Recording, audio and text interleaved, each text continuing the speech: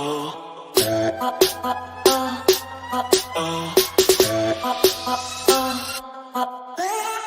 you have the right to remain silent. Anything you say and can will be used against you in the court of law. You have the right to talk to a lawyer and have them present with you while you're being questioned. If you cannot afford to hire a lawyer, one will be appointed to represent you before any questionings if you wish. Alright. You good, dude?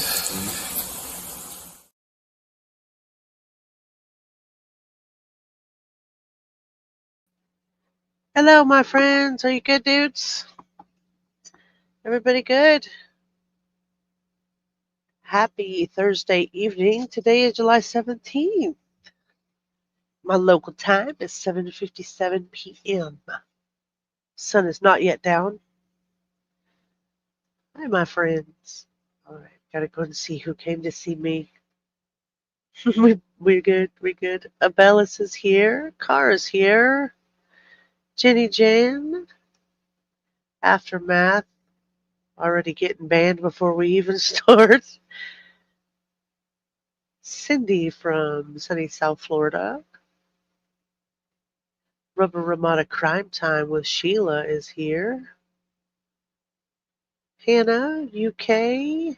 How is the UK today, Hannah? Maria T. Maria T. Does that mean you have all of the tea? We're sipping the tea with Maria. Hi, Ava. How are you? Southern Cats. So good to see you. So tell me what you guys did today. Teresa, hi. So good to see you, Teresa. What did everybody do? Workaholic. I hope everybody's going to buckle up with me tonight because this one might be a little longer than the last couple of nights. And feel free to come in and out. It's an open panel. Come up if you want to hang out. Don't show me your naked feet or anything else. You guys know the rules on that. I've got a couple of cases that you guys have brought me, a couple of cases that I've found. Buckle up, buttercups. Yeah. Doing sewing prep, the cutting, ironing, pinning. I don't feel good enough to do the actual sewing. I'm on day 8 of, oh, I want you to feel better. We can hang out all night, Cindy.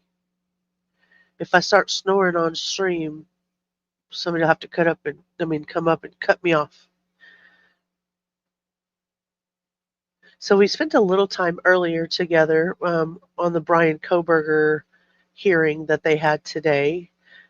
So everybody went out on the streets after that for the rest of the day. Only kitty paws and claws. Yeah, you can show your kitty paws if you want. Okay, let me make that very clear. Your actual animals, kitty paws. So everybody went out on the streets after that today. So what is the general consensus about how people are reacting to the Brian Kohberger stuff? What's happening on the streets? What are they saying?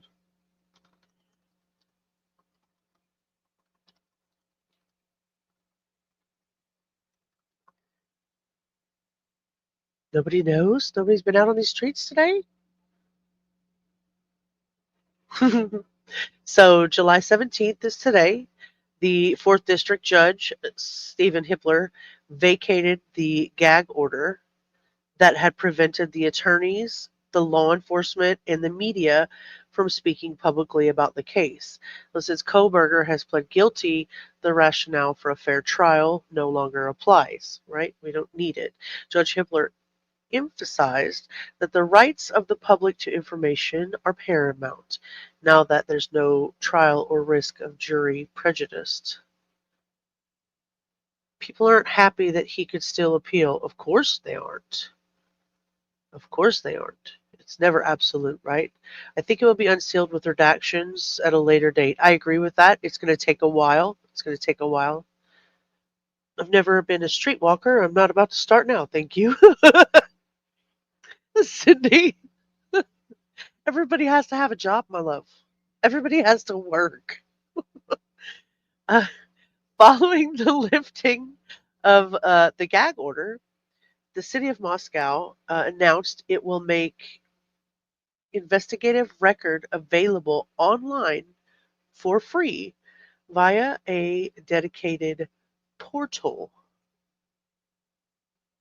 Let me pull that up here so I can share that with you guys, because this is the first I'm hearing of it too. And we watched the hearing today, so I won't be doing much of that, rewatching of that or anything. Let's just share some information. Cindy's always bringing the jokes. She really is. You've had a few jobs, just not as fun as I agree with that. I would say that I am in a complete agreement with that. Okay, so I haven't done much looking through this. So it says the city of Moscow announced it will share records related to the investigation of Bryan Kohberger, who pled guilty to the homicide of 4 University of Idaho students. I need to get, actually, it's about 10 minutes in, so I guess we can say the M word. These records will be available for free on a dedicated website.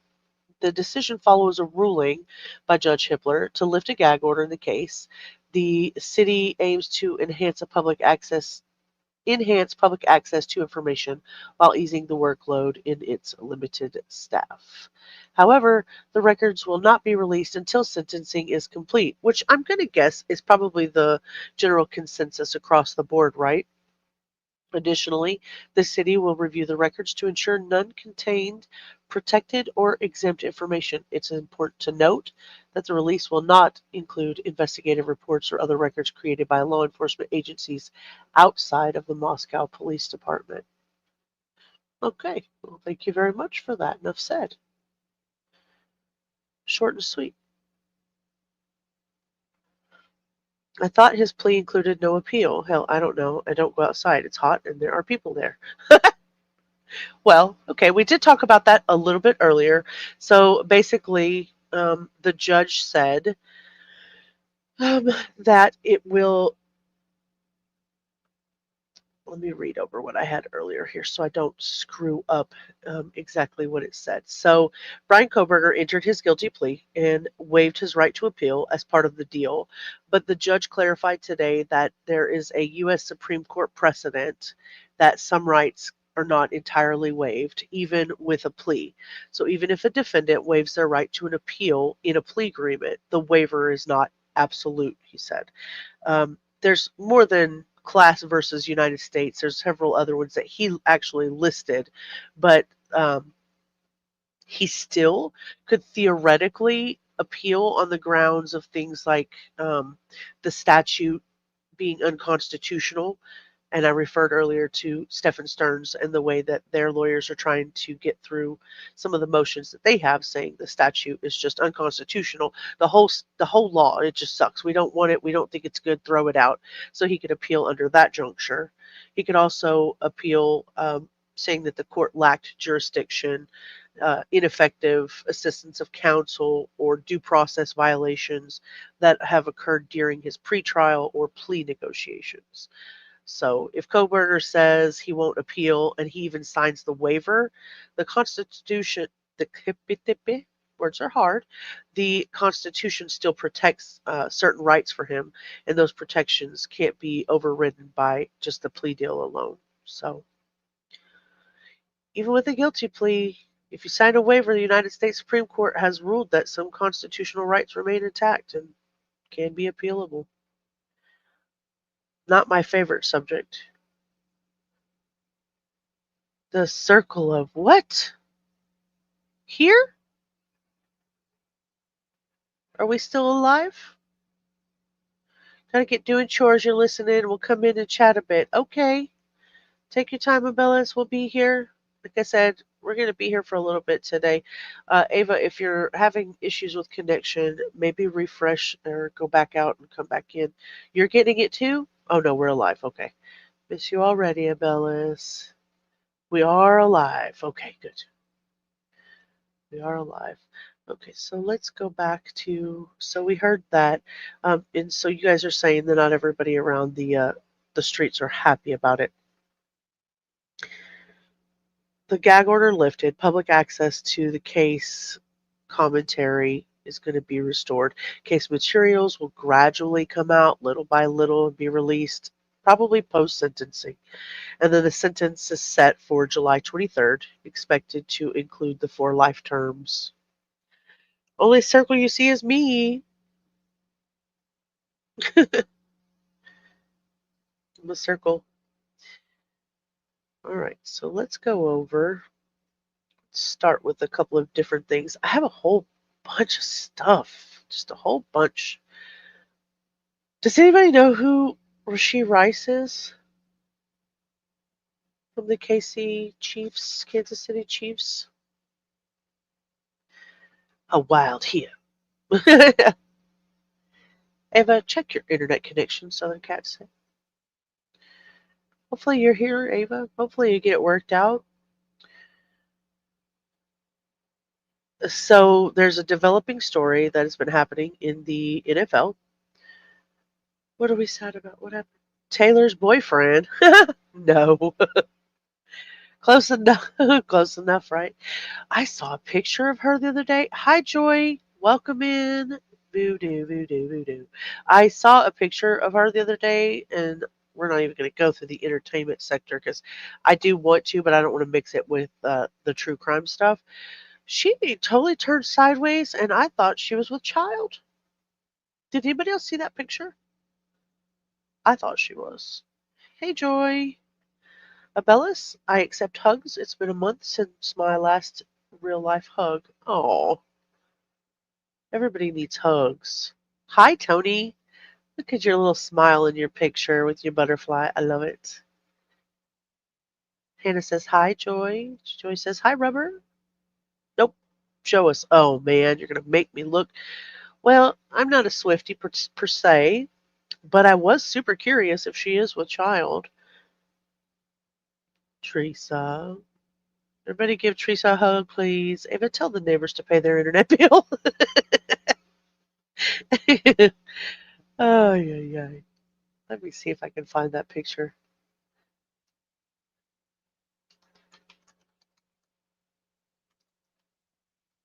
Now it's gonna make a liar out of me. Let's see if I can find that image.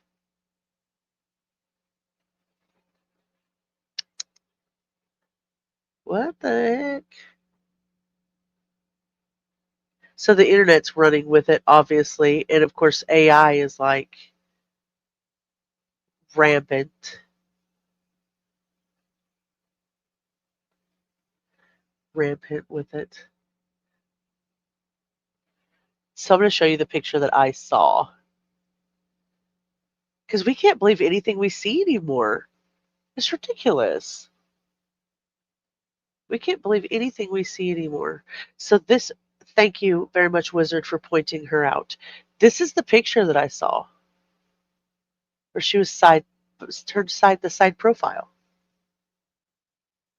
Oh, she's hiding her money in there. Oh, yeah. Yep, like Leticia. Yep, if you know, you know. Good point. There's a good point. But yeah, this is the picture. I just kind of like rode by and saw it. And, you know, she does look a little poochy in the picture. But like I said, with AI and everything, that's a big pasta dinner, right? Probably photoshopped.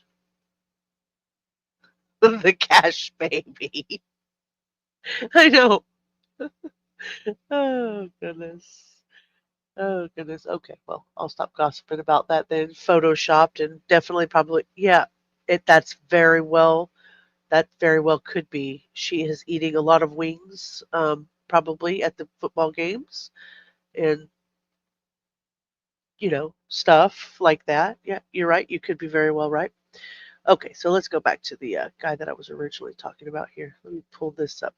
Rashee Rice. Let's pull it up here.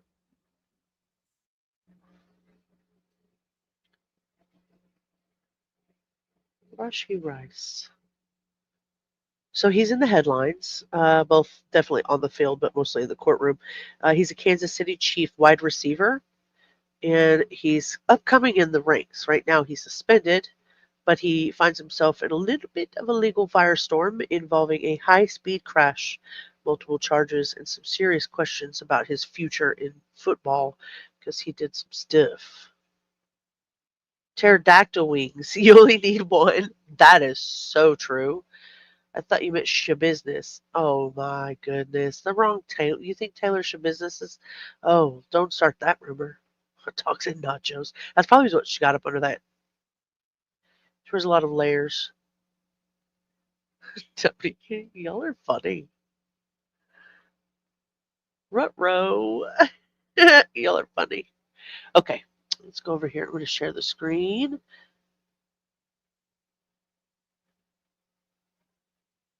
Okay, so anybody unfamiliar with Rashee Rice? He was drafted in 2023 by the Kansas City Chiefs in the second round. He had a really good rookie season. I don't know if you guys know anything about football, but he had 938 receiving yards, 7 touchdowns rookie season. So he plays with Patrick Mahomes, and Patrick Mahomes obviously used him. Yeah, you've heard of the story? Okay, good. Somebody give Bella's mouth to mouth. She cannot breathe.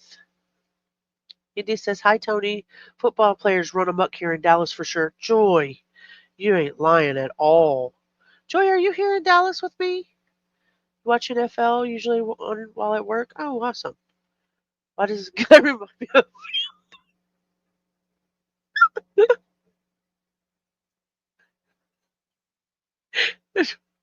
CPR certified? Oh, your certificate is expired. Maria, you can't be going and doing that if you're expired. Because, hi, Orange, saved. I was running out of things to say to Maria. I'm worried. Maria makes me giggle. So he really played a pivotal role in helping the Kansas City Chiefs win the Super Bowl the past February. But just a few weeks after the championship, some stuff changed. So on March the 30th of 2024, he was involved, allegedly at the time, in a high-speed crash on a Dallas freeway. According to the police reports, there were 2 luxury cars. It was a Lamborghini and a Corvette. They were racing around 120 miles per hour and lost control and started a multi-car pileup.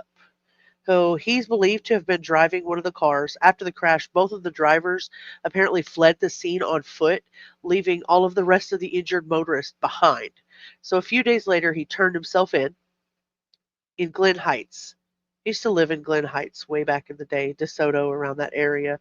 And it's a nice area. It is very irresponsible to run away from the scene. Absolutely, Teresa. I agree with you. So right now, he was facing 8 criminal charges, 6 counts of collision involving bodily injury, 1 count of collision involving serious bodily injury, 1 count of aggravated assault. He posted bond. He was released while the investigation was still going on. So when you thought it couldn't get any worse, because that happened in March, in May, he was named in a separate civil lawsuit. A man claims that Rice punched him in the face during a dispute at a Dallas nightclub. This guy's a real winner, apparently. Winning the Super Bowl gives you every right to punch people, I guess. The plaintiff is seeking over $1 million in damages for medical bills and emotional distress. Rice has not publicly commented on that incident. The NFL has been mostly silent about what's been going on. I wonder why, especially during the investigation. But it does seem like today that they are actually going to suspend him. So let's watch this right here. This is only 58 seconds, and then we'll catch another video. Breaking news. Chiefs star wide receiver Rashee Rice is going to jail. ESPN sources say a Dallas County judge sentenced him to 30 days in jail and 5 years of... Did y'all see that? Did you see that? Wow. ESPN sources say a Dallas County judge sentenced him to 30 days in jail and 5 years of probation. This is all in connection to a high-speed crash in 2024. Rice pleaded guilty to racing on the highway and accident causing serious bodily injury. Both are felonies.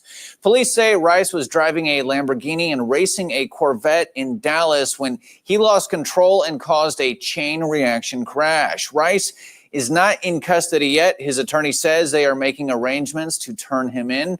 The judge says that Rice can serve the 30 days in jail anytime over the next 5 years of his probation. Rice's attorney says that Rice paid the medical bills of the victims today. The wide receiver is expected. Don't that make it all better, guys? If you're driving down the highway and a Lamborghini and a Corvette runs into you, the best possible scenario is that they're going to pay your medical bills. Look at that shit. Look at that shit. This is I-75 in Dallas. And I will be honest with you, I avoid I-75 at all points in times during any day, any time. So it's already like 75 miles an hour down there. And then people do this kind of shit right here. Yeah, he got 5 years probation, 30 days in jail. That's it. That's it. Shame in the name Rice. Cindy. He ain't like you, though. He's not like you. You wouldn't run from them. We have shenanigans where I live, too. The Vikings practice facilities in my suburb. Interesting. Interesting. You stay off the streets when they're driving in the afternoon. Norma, mucho gusto verte. ¿Cómo fue todo en la dentista? Norma has the most beautiful teeth on YouTube today. Except their toll roads. Oh my gosh. Toll roads are awful here. You have to pay so much to get there now. Maria and Hannah, nice. Can't wait for my next CPR. We should sell tickets. Girls. Every hour without you is like a million years, Hannah. Oh. My goodness. Well, at least we'd have our medical bills paid by this guy, right? According to him. So there's a couple of other things that happen there. So let me delete that one. Delete these as I go, because if I don't, I'll replay them. No, I turn them red and then I pass them on to the next person. Okay.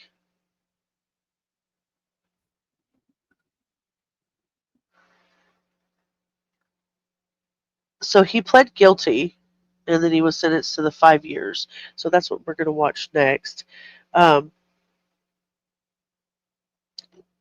The legal experts believe that he could have taken a plea deal, but he really did just get probation. That was more likely, especially because no one suffered life-threatening injuries per them. But legally and professionally, he's definitely on thin ice because they did suspend him. I think it's a story of like where famous people in fast cars make poor decisions, and then we pay the consequences for that. Not just us, but they're paying consequences too. But 35 is bad enough. Yeah, 35 is right here outside of where I live, about a mile down the road. It's loud. Yeah, he could have set some really good examples, and he just chose not to. He chose not to. Do you think the Kansas City Chiefs should just cut him off or just suspend him? Like everybody deserves a second chance, or what do you think?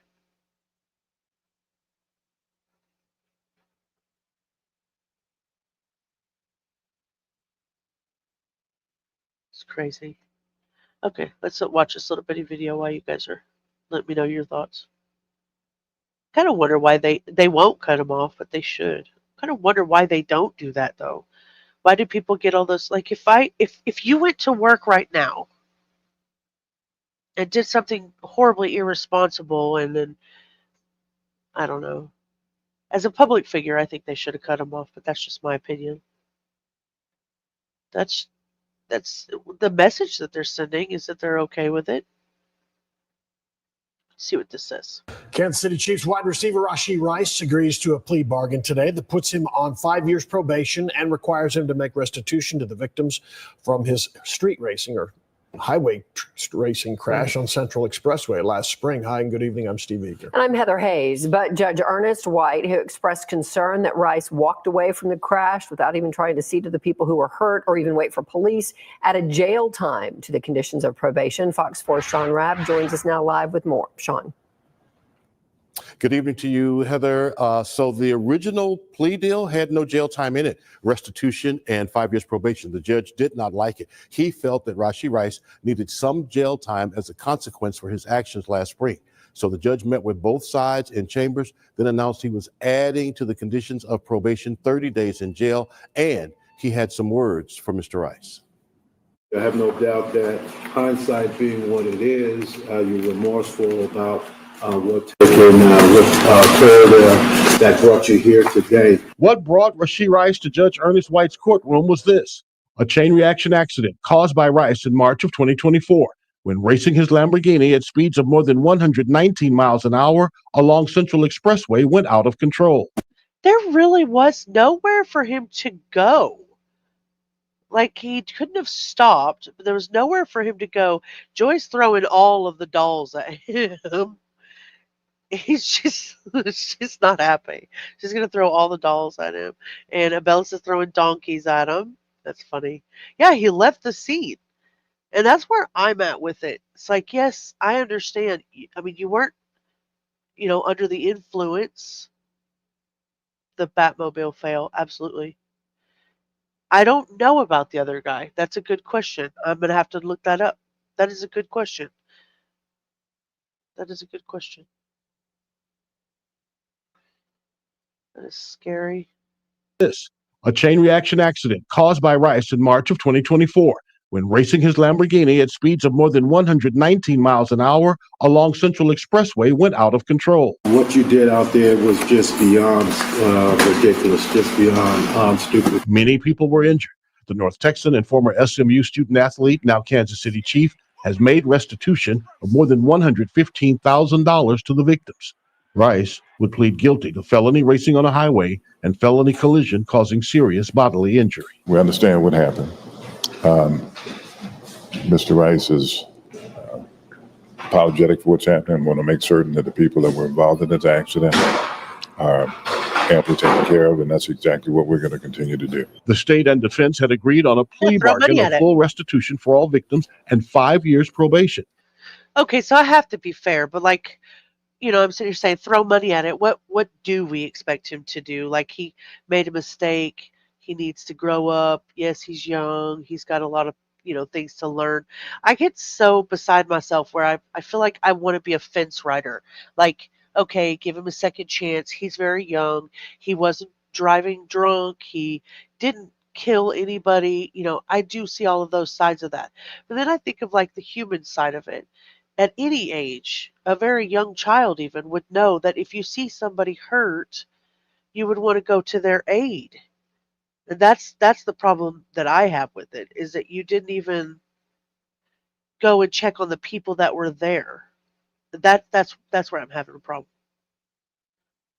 Yeah, they were felonies. They were felonies. And yeah, they won't cut him off because he is paying. They're gonna he's gonna win football games for them. And we've all seen the types of movies that come across where, they let things go for the betterment of the game, etc. So our ex-sheriff was drinking and driving, wrecked this weekend. He left the scene and was not arrested either. What the hell? Southern cats, my goodness, that's not okay. That's not okay. Lots of supercars here, Joy. You are right. What do you fucking do? 100,000 is pennies for him. Yeah, I agree, Teresa. Probably racing a vet. I think it said Lamborghini and a. What did I say?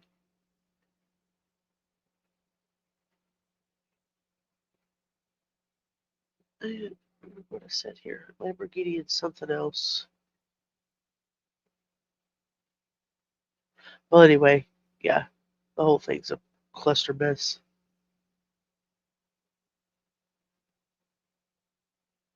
Yep, they are felonies. Maria, you might be right. He could have helped. He could have. That's where I'm at with it. I know that pro sports are entertainment for us and many people enjoy it, but this is what happens when grown men play kids' games. Hot take? I know. Sorry. Oh, it's fine. It is what it is. It's the truth. He didn't stop. That's the problem. That's the problem. Yeah, he's probably gonna learn a lesson from this, and he'll probably go back to football, and maybe he'll never do it again. Maybe he'll be fine, especially because he caused it. Self-preservation was ridiculous. Yep, I agree. I agree. Yeah, yeah, slow the cars down or do, yeah, I agree with that. We have the technology to do that, to keep ourselves from getting injured. Yeah, okay, it was a Corvette. Bellis is convinced it was a Corvette. Yep. I know for sure I saw Lamborghini. We'll go back one more time, and then we'll move on from this one. Reaction accident So there's the. caused by Like, it didn't even look like a. Rice in March of 2024 when racing his Lamborghini at speeds of more than 119 miles an hour along Central Expressway went out of control. What Yep, you it did was a out bet. there was You're just right. beyond ridiculous, just beyond stupid. Many people were injured. The North Texan and former SMU agree. student athlete, now Kansas City Chief, has made restitution of more than $115,000 to the victims. Yep. Rice would plead guilty to felony racing on a highway and felony collision causing serious bodily injury. We understand what happened. Mr. He Rice sure is did. apologetic for what's happening. Want to make certain that the people that were involved in this accident are amply taken care of, and that's exactly what we're going to continue to do. The state and defense had agreed on a plea bargain of full restitution for all victims and 5 years probation. After the accident, Rice and others with him in both cars that caused the accident walked away before police arrived. That bothered Judge Ernest White, who added jail time to the plea bargain agreement. As a condition of probation, I'm ordering you to serve 30 days in the county jail as a condition of probation. I'm not ordering you into custody today. In a statement, District Attorney John Creuzot says, in part, we are extremely fortunate that no lives were lost that day, and Mr. Rice is fortunate to have walked away unharmed. We hope he agree, takes this Maria. as an opportunity to mature and leads by example moving forward. I wish him the best in making safer choices. I asked through Rice's attorney, Royce West, if Rice wanted to say anything publicly. Rashee, did you want to say anything at all? No. But through Well, the no, DA's we office, don't. Rice released a statement. And some of it reads, "There have been a lot of sleepless nights thinking about the damages my actions caused, and I will continue working within my means to make sure everyone impacted will be made whole. I urge everyone to mind the speed limit, drive safe, and drive smart.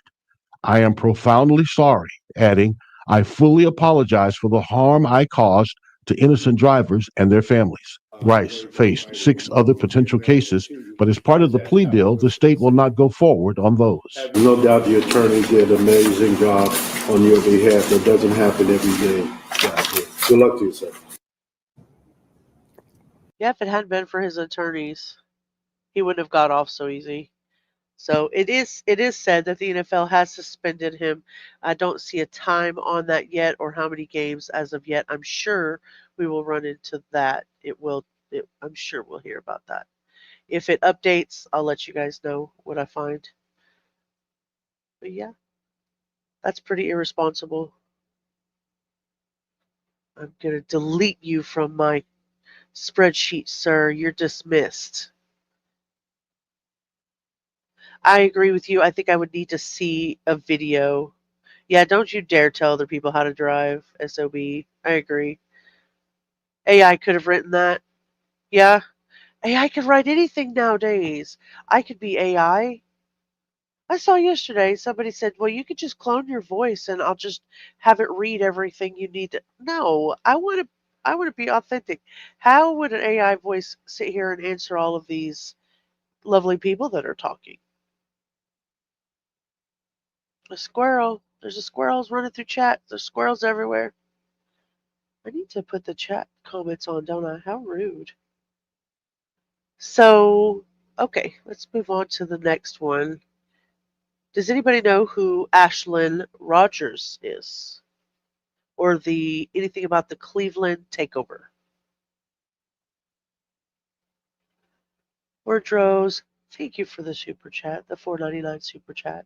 Here's hoping you go live more often. Love you, Hio, and chat. I love you too, Orange Rose. Thank you. Thank you very much for that. It's very kind.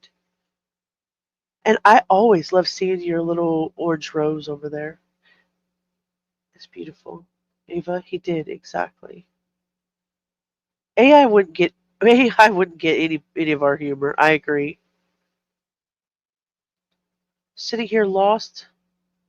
Why are you lost? You don't know where you're at? You're lost too? ¿Qué? ¿Qué?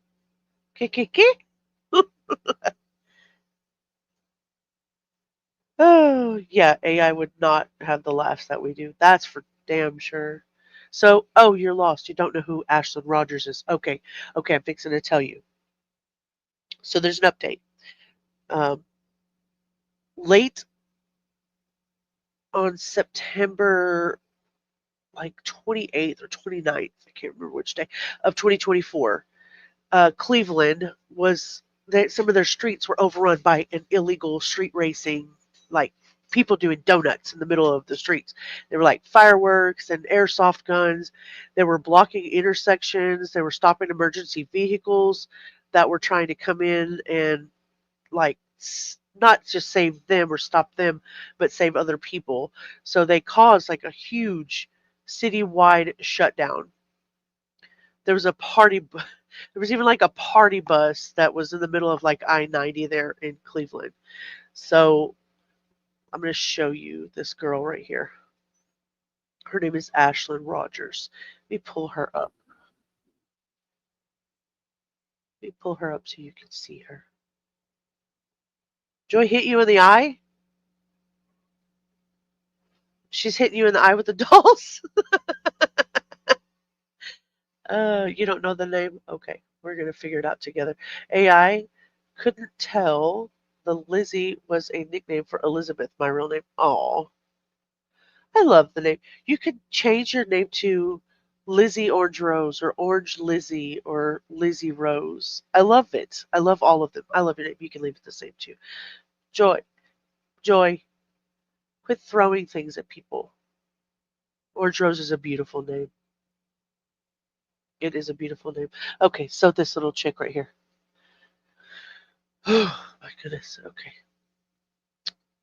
Investigators are saying that Rogers wasn't just a participant, but she was an instigator. She used Instagram to broadcast all of the rules, the locations, and to encourage everybody to go out there. So basically, what they're calling her is the orchestrator of the takeovers, rather than just somebody that just showed up. So prosecutors state that she is the one who amplified the illegal activity despite not actually physically planning the event herself. They didn't arrest her until October 22nd, so almost a month later, she was arrested in Port Clinton by the Street Takeover Task Force. I did not realize that there was such a thing as a Street Takeover Task Force. But anyway, in June 2025, which is last month, she pled guilty to aggravated riot. Didn't know that existed. Disrupting public service. Both of those are felonies. Prosecutors really took all of the things that she had on her social media just to push these charges on her. It's crazy. So on July 15th, the judge gave her sentence. She got 18 months in prison, along with 2 years of probation. They're all going to run concurrently. And she's going to get credit for 2 days. 2 whole days that she served. And then she also has to forfeit her 2020 Infiniti Q50. Nice car. So we're going to watch what she says in court. She says that she's remorseful, that she takes full responsibility for what she did. She understood that what she did was wrong, and she regrets her choices, etc., etc. That's the magnificent word. I drove in the streets and did these horrible things, and now I'm fine. Like, I'm sorry about it. I'm sorry. Let me see what you guys are saying. We have a task force like that in Houston. You know, we have one in Dallas, Fort Worth. I'm being dumb, but I just guess I didn't realize that it was called the Street Takeover Task Force. We have street racing here every Friday and Saturday in Dallas and Fort Worth. Never had a crown before. Queen Elizabeth. An entire task force. Yeah, it's ridiculous. Hawkeyes, how are you? Here because of Rubber. Thanks, lady. You're awesome, Rubber. Well, I'm glad you're here because of Rubber. I hope you stay and hang out. She's definitely in chat. Rubber is southwest, the other side of Sugarland. That's right. That's right. Rubber is blushing. Hawkeyes, thank you very much. You've made her blush. Hannah, Hawkeye says hello. Your birthday is in October? What the heck? You hit the thumbs up and subbed. I really appreciate that. If everybody would follow Hawkeye's lead, I would really appreciate that. Most of you guys are subbed, but if you'll hit the thumbs up for me, we'll figure out one day how to get out of the algorithm. All right, let's watch a little bit of this. She gets sentenced in this right here, so. Tonight, the woman accused of orchestrating last fall's street takeovers, shutting down streets and blocking traffic across Cleveland, faced a judge to learn her punishment. A Cuyahoga County judge today sentenced 23-year-old Ashlyn Rogers to 18 months in prison. See, a New Yorker joined us from the newsroom with the latest on this case. Did you see that? Another freaking... Look at the way these cars... I'm going to mute it just for a second so we can watch this a couple of times. Look at these cars. Insane. And this guy just like runs right into the middle of the street right after it. Look, he just heads out to the middle of the street. Do do do do do.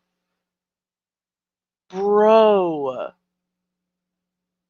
am I old? Is this what happens? Is this what happens in the streets at night when I'm asleep? Squishing us. Thank you, Anna. Prison. See, a New Yorker joined us from the newsroom with the latest on this case. See you, good evening. Right, Joy? Good evening, Russ and Lena. Investigators say Ashlyn Rogers, all the way from Port Clinton, Ohio, was the leader in the planning and execution of these September takeovers right here in Cleveland. Tuesday in Cuyahoga County Common Pleas Court, Ashlyn Rogers sat with her head down, hands folded, waiting to hear her fate.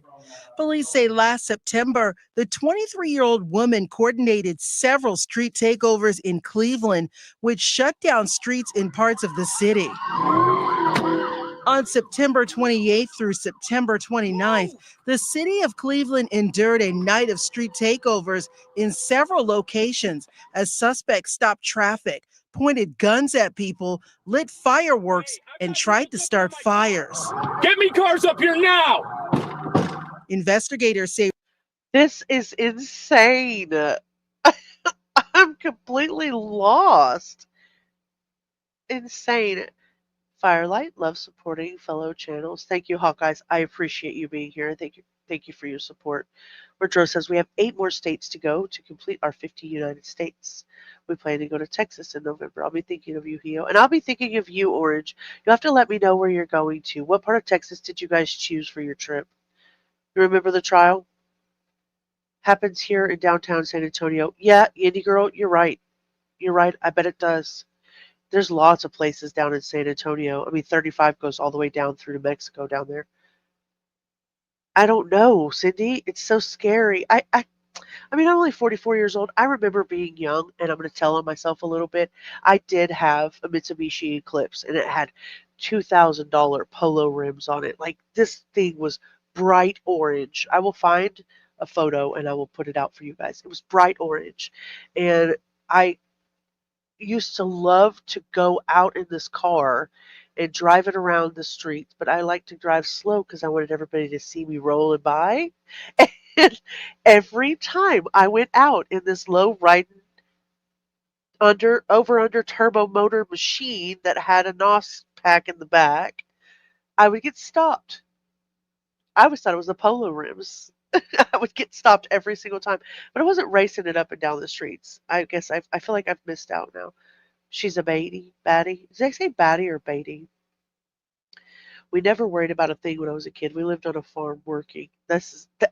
We could have done crop circles, Hawkeyes. How much fun is that? Some people aren't even trying to get out of the way. They aren't. They were just like running in the middle. Running in the middle. Legit, I thought that was only a movie thing. I mean, I did say I don't go outside. Teresa, I completely understand. The drift world, I didn't even know it was here. Can't even drift. Just doing donuts. Colorado and from Virginia. You don't know if it happens in England? I don't know either. Call me Dorothy. I'm never leaving my own backyard again, right? Texarkana, so too far from you. That's not too bad. Texarkana, so from here to Arkansas, it's like, well, I live closer to north, about 33 miles north of Dallas. So Texarkana is not that far away. I live closer to the Oklahoma Texas border. You're 1.5 miles from Texas border alone with, oh, Oklahoma, Kansas, and New Mexico. Live in Colorado. Oh, we're all neighbors here. Everybody's so close. We're the same age. 44 is not so bad. I do good not to hit curbs, so Hector drives mostly. Hannah, streets are too narrow in England, I bet. They find other ways, though. I bet they do. I bet they do. I took city transits. They never went fast. My first car was when I was 23, and it was an old one. Well, old cars go fast, too. I want to go to England someday as well. Learned to drive in snow doing donuts in a snowy parking lot. That's what my husband did. He grew up in New York, so his family took him out on the, took him out in a parking lot with a slate full of, or a, what you call it, full of ice, a parking lot full of ice, and told him to go at it. You're 44 as well? Oh, welcome to the 44 Club. 60 Club is awesome too. My mom's in the 60 Club and she loves it. Thousands of miles away from everyone. Hannah, come on over, girl. Come on over. Come on. Oklahoma Panhandle has a 59-mile stretch of perfectly straight road. Teresa, have you been racing on that road? Tell the truth. So you can adopt me, Cindy. If you want to, you can adopt me. If you went over 45, it turned off. That's terrible. That's terrible. All right, let's finish watching, see what she has to say for herself. Rogers posted information on her Instagram accounts and provided instructions to participants, continuously including new locations to attend. They also say she participated in the street takeovers using her Infiniti Q50 vehicle near West 25th Street and Lorraine Avenue in Ohio City. About 80 to 100 vehicles purposely blocked all four sides of the intersection as they engaged in drag racing, burnouts, and donuts, at one point stopping an RTA bus from proceeding through. Rogers was arrested in Port Clinton on October 22nd by Cleveland Police Street Takeover Task Force and booked into Cuyahoga County Jail. Last month, Rogers pleaded guilty to aggravated riot and disrupting public services charges. Before she was sentenced, she expressed remorse. I specifically want to apologize to the community members who were affected by my actions, as well as the involved law enforcement and other individuals who helped restore order the day of the incident and the days after. I'm not the same person I was on September 28th, and I hope you can see that I'm working hard and doing everything I can to be better for myself, my family and friends, and for the community. Judge Krivosh gave her the maximum sentence, a total of 18 months in prison. Her sentences will be served concurrently or at the same time, and she will get credit for 2 days served. Again, Rogers received those 2 days credit served in jail, but she will be subject to probation for up to 2 years after she's released. That is insane to me. I just think about myself and my life. That is insane to me. That is so long to be that young and away from your family. Like, you done fucked up. Stop doing dumb shit. That's insane, Ashlyn. Like, how could you do that to yourself? And what about the rest of the people that were out there? Like, there were so many people that were doing things. So the city leaders are saying that they hope the sentence, along with the forfeiture of her car and the probation, is going to send a really clear warning that organizing streetcar takeovers are going to carry really heavy consequences. That is insane. Do you think it's going to deter, like, takeover organizers in the future, like Instagram people? I'm 5'7". Now, don't ask me why I wait, because I'm going to lie to you. I'm going to lie to you. Native girl, hi. Hello, all you lovely ones. In bed sick tonight, so not very peppy, but showing my support. Oh, I hope you get to feeling better. A 12-year-old ran a guy down on a bike. What the hell? Yeah, I saw. You're only 5'2"? I saw.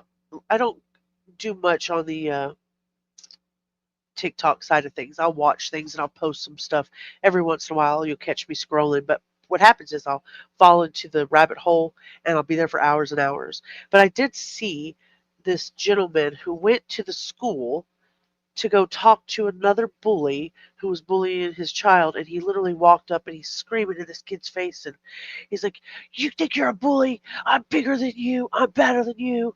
If I wasn't, I would kick your ass," and all this stuff. And literally, the kids behind him were filming him, went up behind this man and pulled his shorts down on TikTok while he was telling the other kid not to bully his kid. The kid that was bullying him went up to him, pulled his shorts down, and posted it on TikTok. The man should have been wearing underpants. Let me just tell you that much. Because, yeah, he should have been wearing underpants. It was not. It was not my best. It was not my best day to watch TikTok. Social media escalates like the risk of things happening in public. It really does. I know it was not pretty. I'm not even going to look for it again. I couldn't find it if I wanted to, but it's like he was trying to stand up for his own kid, but while he did it, he's screaming at the other kids that were bullying him, and then the other bullies are just like, "Oh yeah, big man." Like we always get taken down like that, don't we? So has anybody heard of Daisy Gonzalez? I'm going to stick to YouTube. You'll just have cool people. The community that you build here, I mean, I literally would come on here, even if I went live and was talking to myself, I feel like I could like get it out, say what I want to say, and just be myself. Just be myself. No, you haven't heard of her? No, you either? I just wanna get on here and just be myself, and I think if I grow being myself, I think that's the way to go, right? You want to be yourself? You should be yourself. You're a good girl. I like you. Little girl says hi to everybody and sending all the love and hearts. So his kid was being bullied, and he thought he could bully the other kids, but they took him down. Amen. That's exactly what happened. And then, like, the dude could have freaking. She could have freaking wore. I mean, he could have freaking wore underwear. I think that's the bigger thing. So yeah, okay. Daisy Gonzalez. She was on the stand on Tuesday afternoon, and she made a confession. She's accepting accountability for her role in a robbery and a shooting of an 18-year-old. His name was Darian Alexander Gonzalez. So on January the 2nd of 2025, so at the beginning of this year, Darian Gonzalez, he's 18, was 18. He was shot and killed in an apartment near Cherry Creek Drive in Las Vegas. Do you guys know who I'm talking about? So authorities are saying that it was a pre-planned attempt to steal Darian's firearm, and it turned bad, and he ended up getting shot. Daisy Gonzalez and a couple of other people were taken into custody in connection with the incident. So during the investigation, the police decided that there were Instagram messages in which Daisy was bringing other co-conspirators to stick to the same story. Thank you very much for the trigger warning, Jenny. And noted, I might do a little time because I'm an accessory. So she indicated that she was aware of her own criminal activity. She was captured on video holding the gun, like right before the shooting. So initially she was charged as a juvenile. And then later they certified her to stand trial as an adult in September of this last year. So she was facing charges of open murder, conspiracy to commit murder, conspiracy to commit robbery, and robbery. So she entered a guilty plea on Tuesday. And so she spoke, and she spoke directly to the victims of the victims' loved ones, to their family. And she said that she was taking accountability for her actions. And so that's part of the footage that we're going to watch. Let's see here. We're going to watch her talk, and then we'll. This is about a 9-minute video, and this breaks my heart because she's also young. We run into so many young people that are making some very grave mistakes. I have a 24-year-old, and I don't know what I would do if I lost him to some of this type of violence. I don't know what I would do if I found him committing some of this type of violence. It's devastating. Let me see what you guys are saying before we watch this video.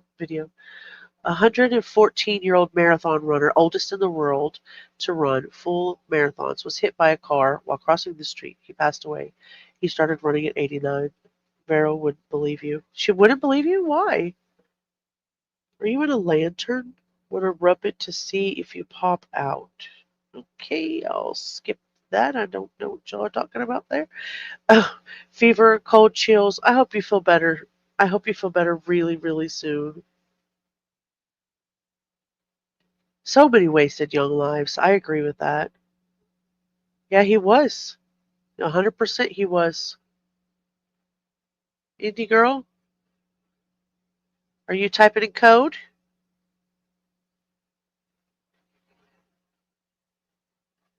Oh, you asked if you could be Aladdin. Yeah, you'd very well. You could be, you know what? You could be anything you want to be as long as you're not stealing somebody else's identity.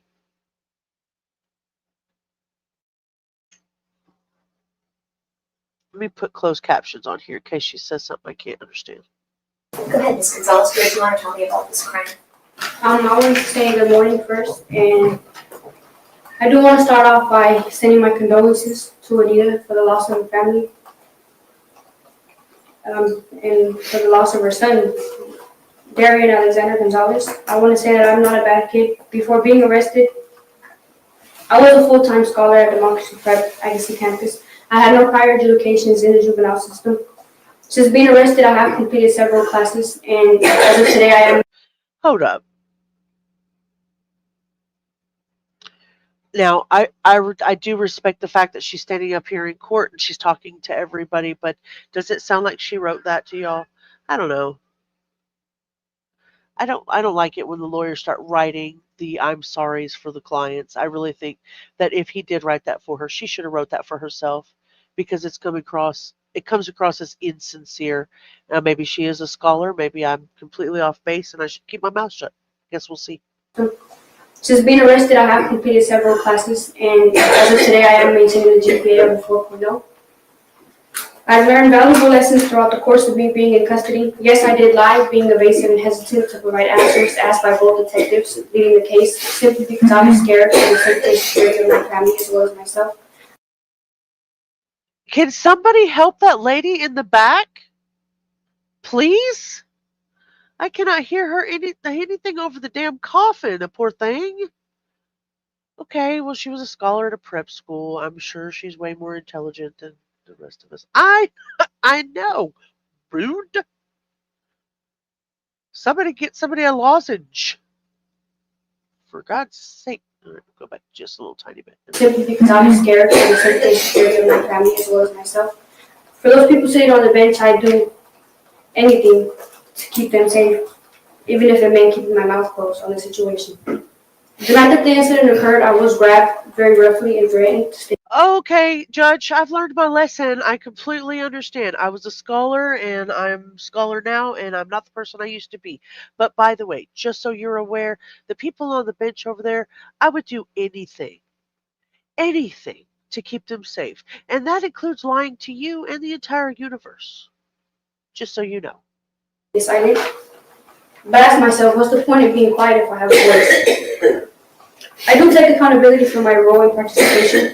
I had no idea anybody was going to get hurt. I was easily influenced and manipulated.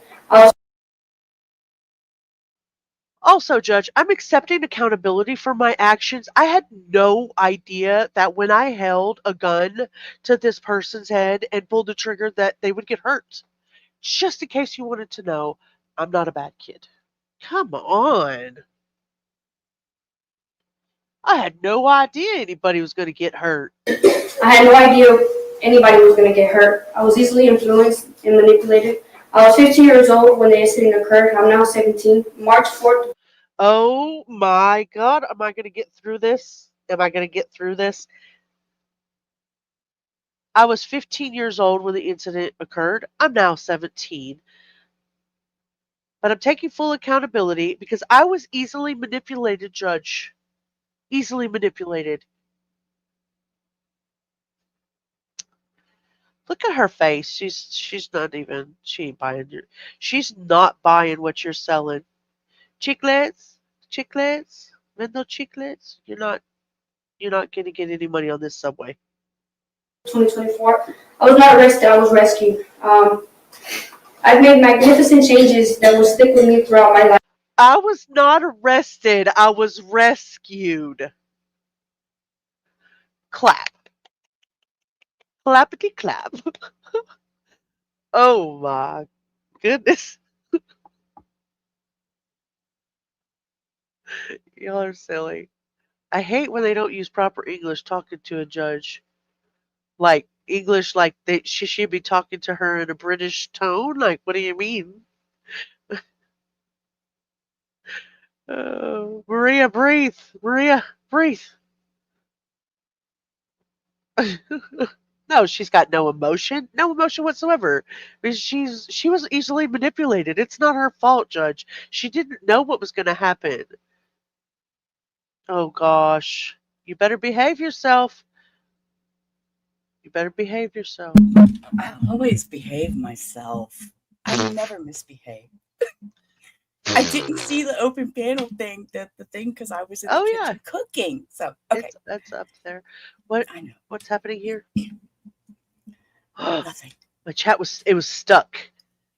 Native Girl says, Jenny Jen, that's a little deceptive, isn't it? Anyone can be a scholar because it sounds better than student, I guess.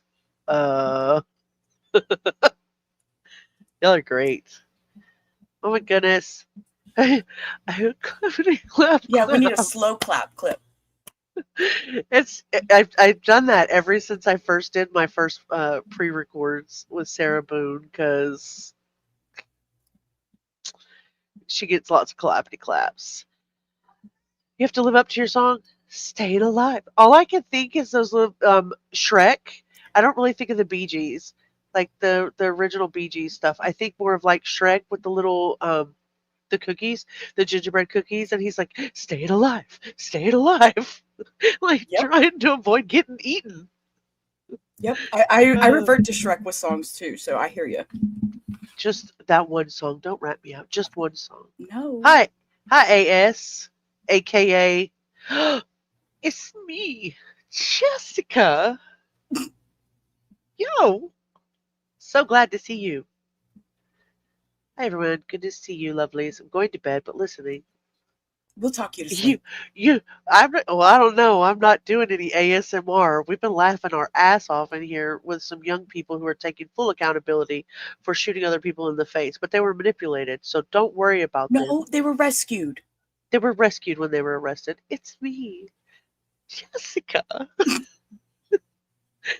You're familiar with that school. That's why I know the students are referred to as scholars. Oh, okay.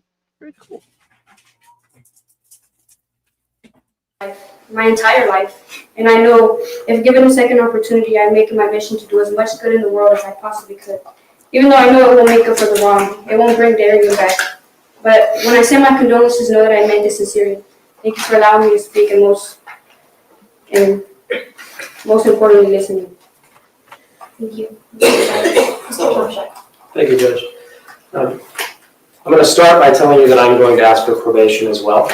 I would echo what Mr. Fumo said, that is certainly an uncommon request given the gravity of the charges in this case. But I would also tell you that this is clearly an unusual case. And without a doubt, from my perspective, Daisy is truly a unique client. I've appeared in front of you a lot. I've argued a lot of heavy cases. I think you know that I care a lot about the people I represent, and I want them to have the best representation possible. And I don't think it's any small thing to say that I care more about Daisy and the outcome of this case than probably any other case I've ever handled in my career. When I got this case, I got a booking photo of a kid. And it was a kid. I had kids the same age. And I had the opportunity to meet her and spend time with her, spend time with her family. This is a kid who's endured a lot in life. Oh my. Okay. Basil's good. He's laying down on his pillow. He's all stretched out and ready to go to bed. Cow itch. Allegedly said this cow itch is driving me nuts. Okay, but is she shorting the B word? Is that what she's trying to?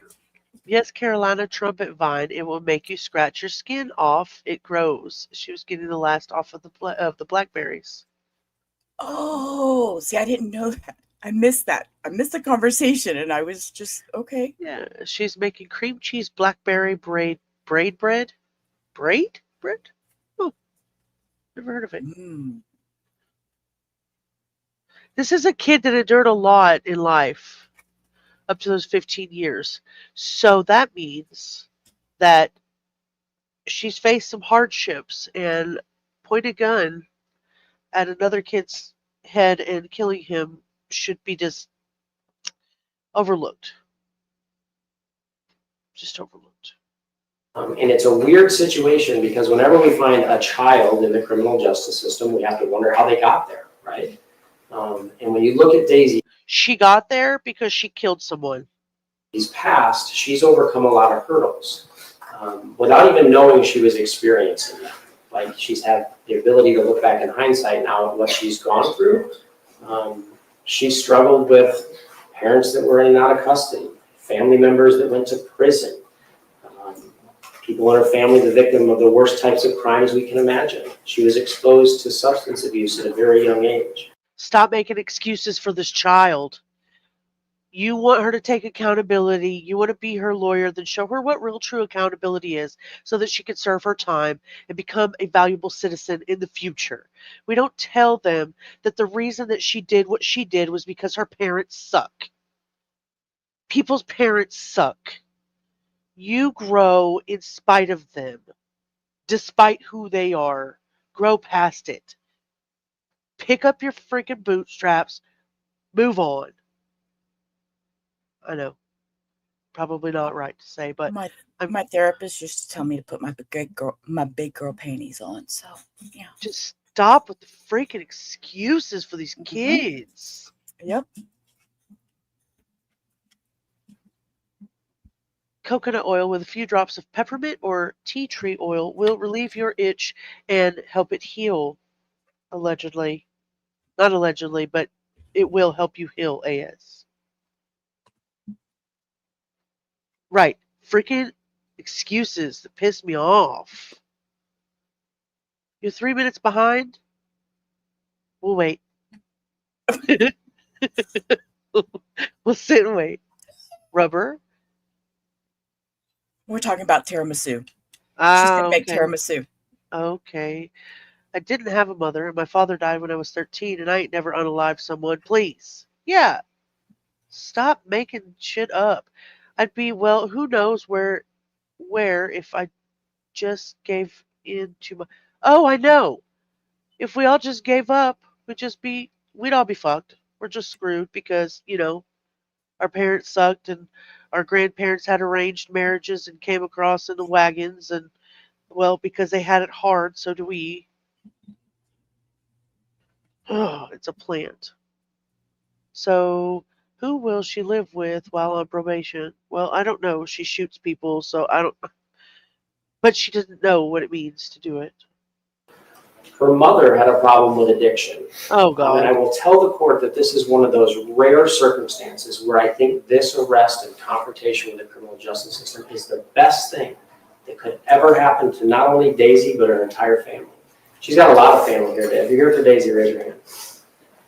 I think there's over a dozen people in the courtroom, including her mother. Okay, so she had such a hard life, but there's a dozen people in the fucking gallery that want to take her on now? What about the last 17 years of her life?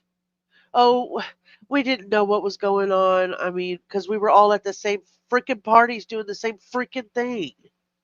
But we're over it now. Who got sober as a result of this case and has been here for every part of it. I have constant contact with her. Her great-grandmother is here. And if you want, I think Jenny Jen said she knew the school. Is that a school for troubled youth, Jenny? Want to know a little bit about Daisy, it's not just her family members, because they're all here. Cousins, aunts, uncles, sisters-in-law. We expect family to be there for a loved one in the criminal justice system. But if you want to know a little bit about Daisy, I'd ask you to consider who else is here for her. She had a counselor at school. Her letter is attached, I think, is Exhibit 2 of my sentencing memorandum. She's here today. When Daisy was in custody, she befriended a young girl who had a lot of developmental disabilities, read, wrote, and performed life's functions as a 6-year-old. But she was also in the juvenile justice system. Daisy befriended her, she mentored her, she spent such time with her, and it was so impactful to her and her family that her mom is here today. I would suggest that that probably will never happen again in your career as you sit here on the bench. When confronted with what happened in this case. Dude's a bit freaking condescending. Look at her face. I'm sorry. That'll probably never happen in your career again, Judge. Nope. It's too many excuses and nope. Yeah. Yeah, no. Yes. Blah, blah, blah. Yeah, why didn't you you wrote that freaking shit for her.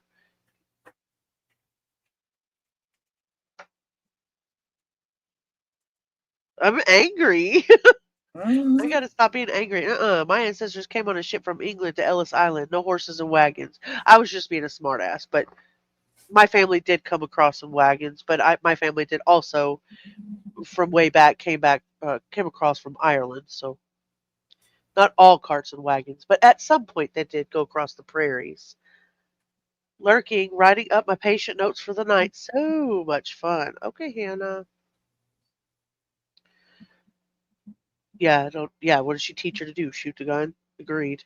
Right, Southern Cats? She didn't write that shit. No, she didn't. Your father's heritage is England, your mother's Irish. We're probably brother and sister, me and you, Hawkeyes. I've already decided. You're my people. I want you to consider how Daisy got there, first of all, because she's not a planner of the robbery. She's not a participant in the violence. She had no clue violence was going to happen that night. And when she first went to Darian's house, she had no clue he was going to be robbed.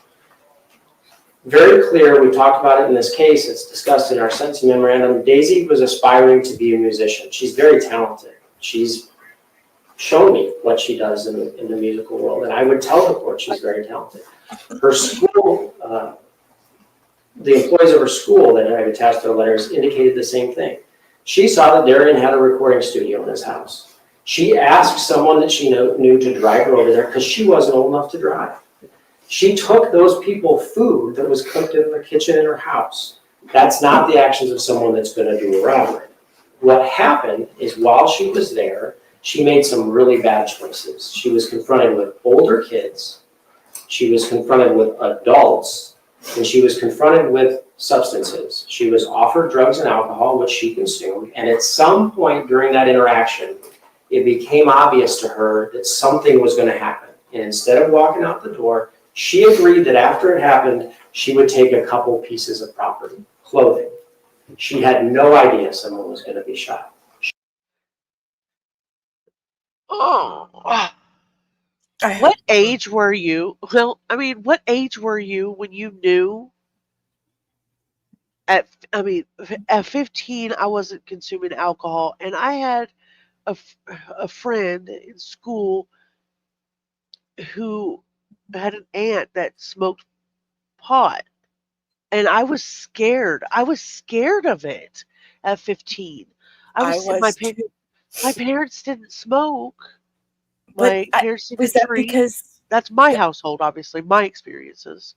right? My parents drank and off and on, and so drinking was acceptable. I mean, I'm not gonna lie. I think I was about 16 when I started drinking, and that was outside of my house. But eh, but we were always told, marijuana and drugs, all that was so bad. It was so bad, so it was bad. And these days, these kids find it so acceptable. And I Yeah. was scared. I was so scared of everything. And I think that was because that was what my parents instilled in me, and Ronald Reagan, of course. Nancy. Remember that? Yeah, I do. I mean, I get that allegedly. I do. Like I said, it's just my experiences. I guess I came from what I would consider to be a stable home, and not everybody's home life is like that. And so, my experiences have me look at things through a different lens because I did not have it bad. We were dirt ass poor. We were broke as shit, but we weren't in violent areas. I wasn't in a violent, right. situation growing up. I remember watching them roll joints growing up. I didn't pick up a gun though. Yeah, Teresa, I agree with that. Maria, I never got hit with it, but teachers in one school had a metal ruler they used on tiny kids. It was shaped like a 2x2, not flat. Poor kids. Ooh, I got my butt busted in school one time, but it wasn't no ruler. It was a paddle, a thick one. When I subbed fifth and sixth grade, I feel like I'm subbing high school kids with all the disrespect, and you can't make me attitude. I agree, Maria. I see that in just my nephews already. Like the kids that they go to school with, they come home and they've been halfway bullied all day long. It's so weird. Yours was also stable. You were just hard-headed as fuck. I believe that. I believe that. My older brother smoked weed one time as a teenager in 1972. He had an allergic reaction and ended up in the hospital. That scared me. My mother never drank because when she was a very young girl, she got to stay home from school because she was sick and her parents were out working. She got into the liquor cabinet, her and a friend of hers, and her friend was allergic to alcohol. And they, so yes, she didn't drink much alcohol. I believe, now I may be telling the story wrong. I'll have to ask Mama. I believe her friend ended up losing her life. Oh, wow. Yeah. Mm. Oh, yeah. We had paddles. We had respect, though. We had a lot of respect. She had no idea someone was going to be killed. And I want the court to know this fact, that after it all went down, in the dumbest, most senseless crime I can possibly fathom, someone's life was lost and then hers was threatened. Immediately after this crime, the more culpable defendants in this case, individuals that she had just seen kill someone, threatened her and threatened her family. Okay, so even if that was the fact of the case, the fact that she just stood up there and said, I'm taking accountability for my actions, although she did skirt around it, now her lawyer is saying, now look, she didn't do it. She didn't know. Nobody knew what was going to happen. It was just, she's a victim of circumstance. And then after that happened, they also threatened her life and threatened her family. There's still excuse after excuse after excuse. Now, this is a 15-year-old kid whose home has been shot up in a drive-by shooting previously. She knows that they know where she lived, and she knows that they would enact violence that would kill someone. So she lies to the police, at least at first. She doesn't provide the first proffer in this case because she's stuck in the juvenile justice system, and she goes through 6 months of litigation before we ever get here, and that's when I meet her. And when I met her, I met someone that's confronted with that crossroads where it can go really good or it can go really bad. And if we're to sit down and write down on paper what we want a defendant to do when confronted with the criminal justice system like Daisy was, she did everything right.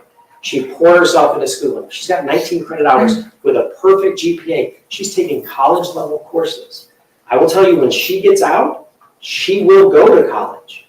I've had so many conversations with Daisy, personal conversations about what she wants to do in the future. She's been impactful not only in my life, but the life of her family, my investigators here in the courtroom today. He never comes to court. He's been sitting here all morning. The I don't like reason this guy. that those things. I'm sorry. I don't like this guy at all, and I hope I never see him in court again. I do not like him. I'm being very judgy right now. I don't. Yeah. You like him, Sheila? No. No, I don't like him at all. Things happen is because of what Daisy's chosen to do. And I know from the conversations I've had with her that if she's given an opportunity at probation, you will not see her again. And I believe in her more than I believe that anybody I've ever stood up and advocated before. When I put my sentencing memorandum together, it occurred to me that the defendant that she's most closely aligned with is Ms. Dennis. Ms. Dennis was involved in the robbery implication a little bit before, and in fact invited my client into it. My client agreed. But here's the difference in those two individuals. Daisy spent 500 days in custody as a teenager. I mean, think about that. In the scope of her life, she spent 20% of it in diapers. She spent 10% of it in custody. Like, the majority of her life has been as an infant or in this case. What the hell? She has an opportunity for this court to give her a chance. That was stupid. You can hang whatever you want over her head, and you can tell her, you earned this one chance. If you screw it up, you're going to walk right out that door and go to prison. I can tell you that prison for this child is not going to solve anything. Right? But probation allows her to stay on the right path, where she can continue to make good choices, where she can continue to be a positive impact in the people that she encounters in her life. And I know she won't be back here. Shut up, dude. Shut up. So I just want to know what the sentencing was. Cindy wanted to know if he was adopting her. He needs to adopt my middle finger. I did that. Tried a sip of everything parents had just to see what it all tasted like. Well, did you like it?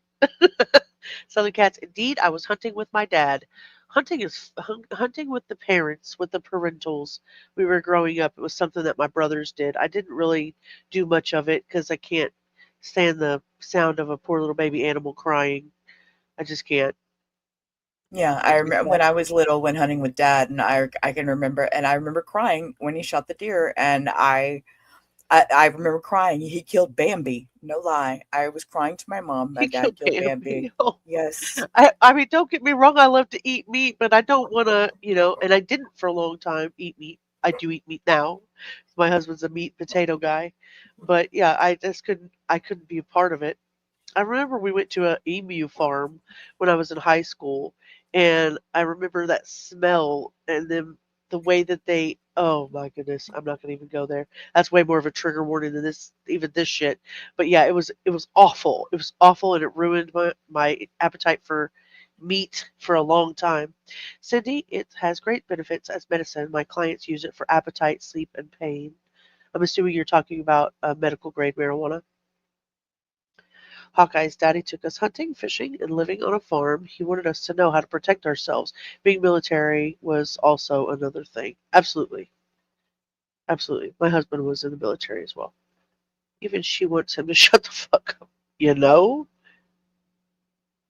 Yep, I agree. That's not a consequence. She looks like she needs a hug. This girl does.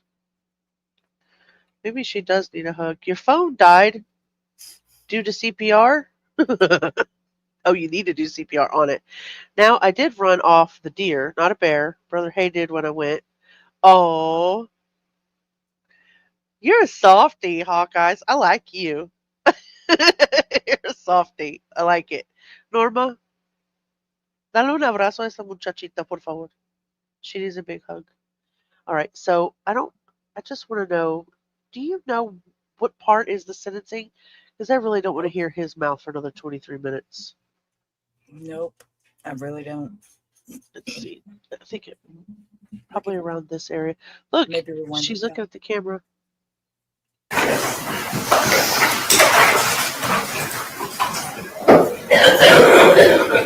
They usually stand up? Okay, yeah. Whoa, hold on. Is that boosted? Okay. Yep, blew my eardrum. It's all good. Sorry. I'm so sorry.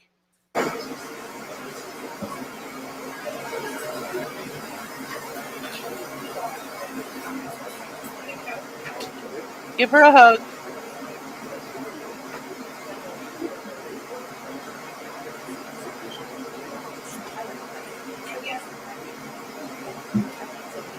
Is that a hickey? I was just fixing to ask that same thing. Can't say you couldn't hear it. That's true. Is the judge talking? And the audio back? What are we doing here?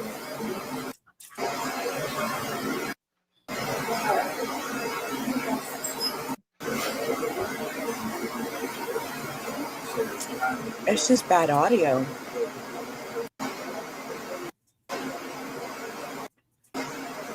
I'm sorry, what is happening? I can just figure it's just bad audio. Maybe. Robert, I'm gonna put this in Discord in the back. Yeah. Would you run through it? I'm gonna put it in the back chat. Okay. Would you run through it and see if I'm missing something or if I screwed go something ahead. up? That way I'm not having to keep people here listening to this crap. Go ahead. Sorry, guys. I don't know what the heck happened to that. To be fair, I subbed at a private all-girls school. They can be problematic too. Entitled but not always held accountable. I try to be objective. That reminds me of that movie. What was that movie that we used to watch that had Reese Witherspoon and her husband later, Ryan Phillippe or whatever his name is, and they were in that private school and they were wearing those necklaces where they were snorting out of them. You know which movie I'm talking about?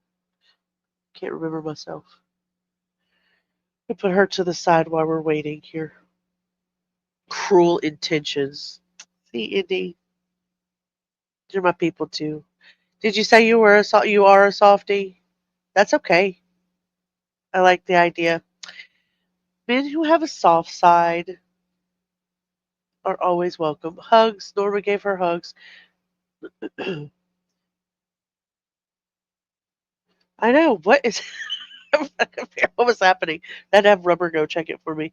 You don't eat Bambi, buffalo, or lamb. The Faculty. I watched that one, I think, too. That one was weird.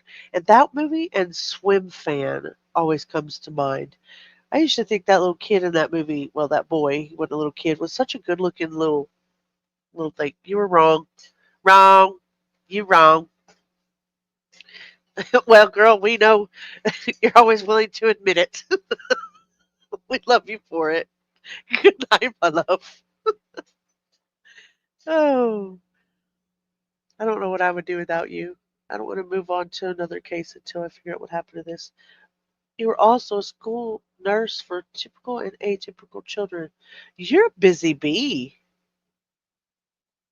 You're a busy bee.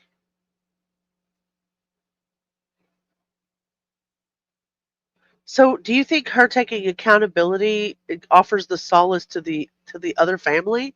The way that that lawyer stood up there and said all that shit? After they do sentencing, they should have done some victim impact statements, which they didn't.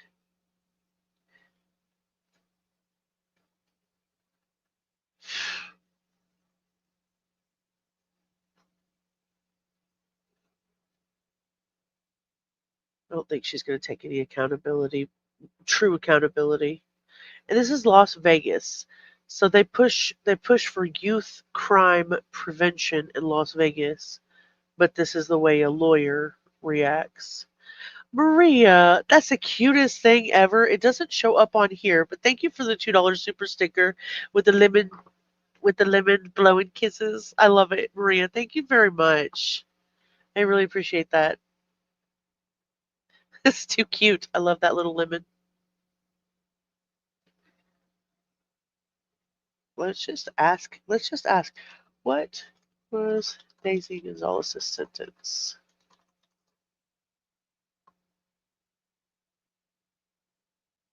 Let's just pull it up because apparently, Rubber, we're good. Come back, love.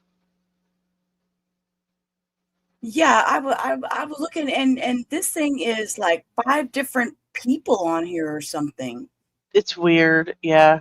Yeah, Don't worry that's about a it. weird one. You're a sweet Sour Patch. I love Sour Patch.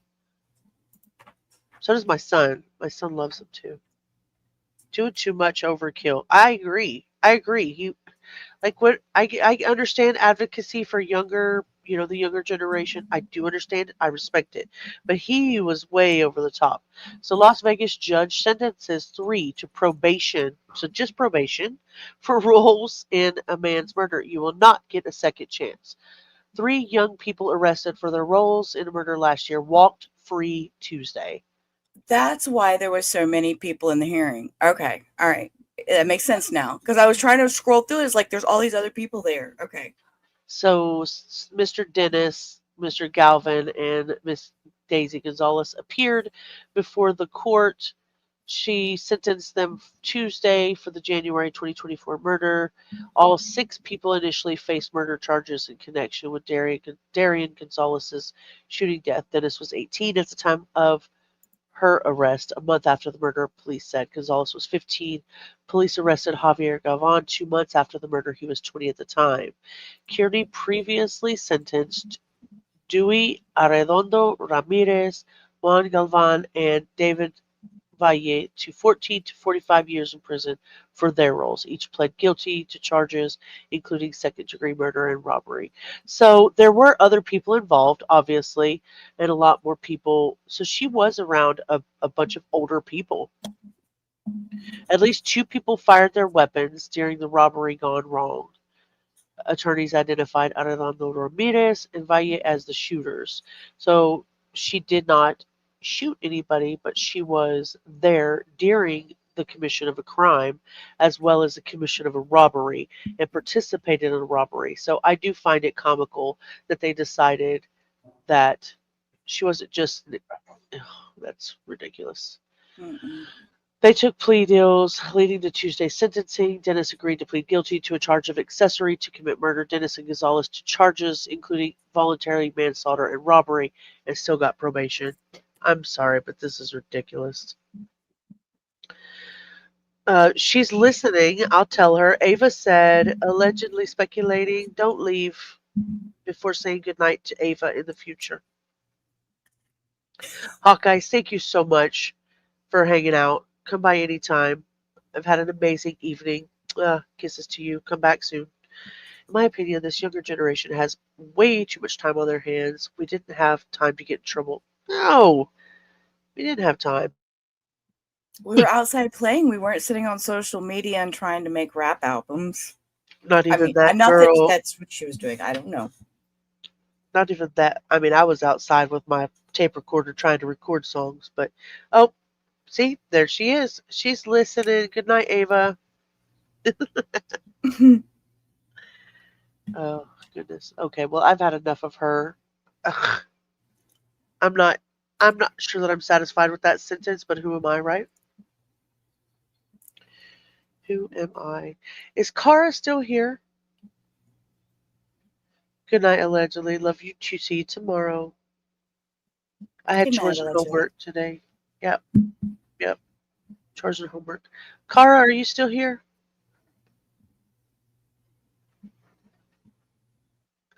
No, you.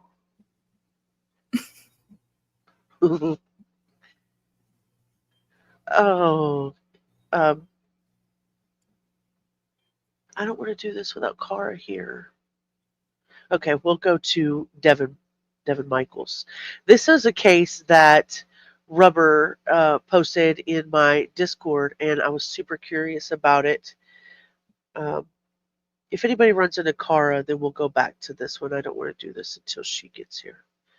Let's skip this one.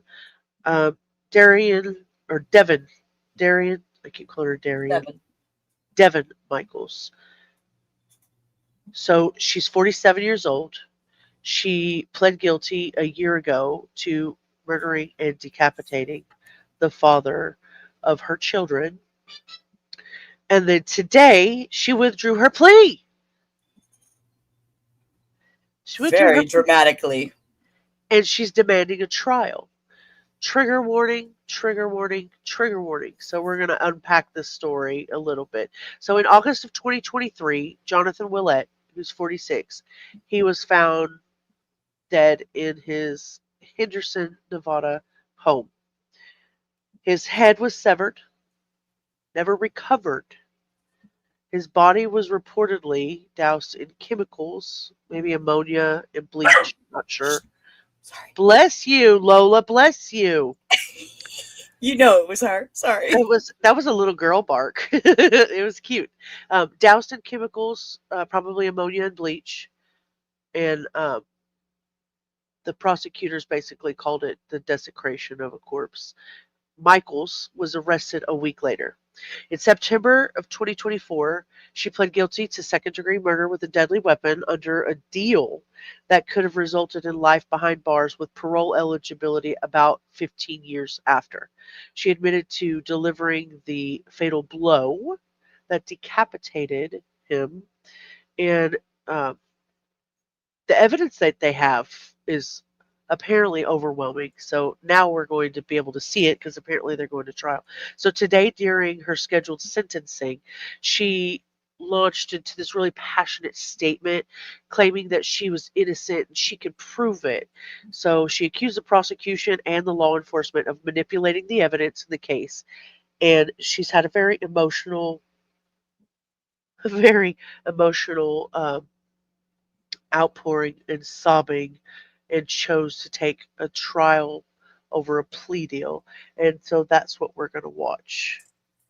And I seriously think that the judge was like, absolutely not. You are making a bad decision. But that was my opinion on the judge watching this. Right? I can imagine that. So before we take a look at that, so this is the girl and this is the husband. That's Jonathan Willett. And it says that she threw his head in the trash, but we don't know yet, right? This will be one I want to follow. Yeah. That's crazy. So he was only 47 too. He was found by his mother next to bottles of ammonia and bleach, like they said, that desecrated the corpse. And oh my gosh, it's so sad. At the time, the prosecutors claimed that Michaels threw his head in the garbage, which was then likely taken by trash facility workers and never recovered. So they probably took that out. It's probably in a landfill somewhere. Court records show that Michael's guilty plea was part of an agreement with prosecutors. Citing the agreement, she could be sentenced to life, but with a chance of parole in 15 years, and a judge would have a final say in her sentence. This is ridiculous. This is ridiculous. Absolutely. All right, For well, her to let's change watch. her mind. For her to change her mind, what, darling? Oh, I'm just, for her to change her mind like that, she must really think she can prove something. So do you know? Does she have mental illness? I have no clue. I stumbled upon that this evening. And that's what I was going to research down, and I was going to see what I could find on it. But pass it on to you, and let's get into it. Another Vegas. Heavy trigger warning. She does get a little feisty. Sorry, thought you said Hannah. Got Hannah on the brain. I bet you do. Right, Southern Cats? Scary. Lola, my Luna. Oh, you miss your puppy. Bellis, you made me think of Rihanna's song, Love on the Brain. Oh, that's a good song. Do you see it now, Ava? Do you see her on the screen?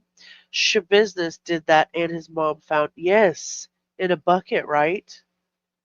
It's ridiculous. I've wanted to deep dive that case, but she's been active lately, so I'm waiting for her shenanigans to be over with before I even cover her.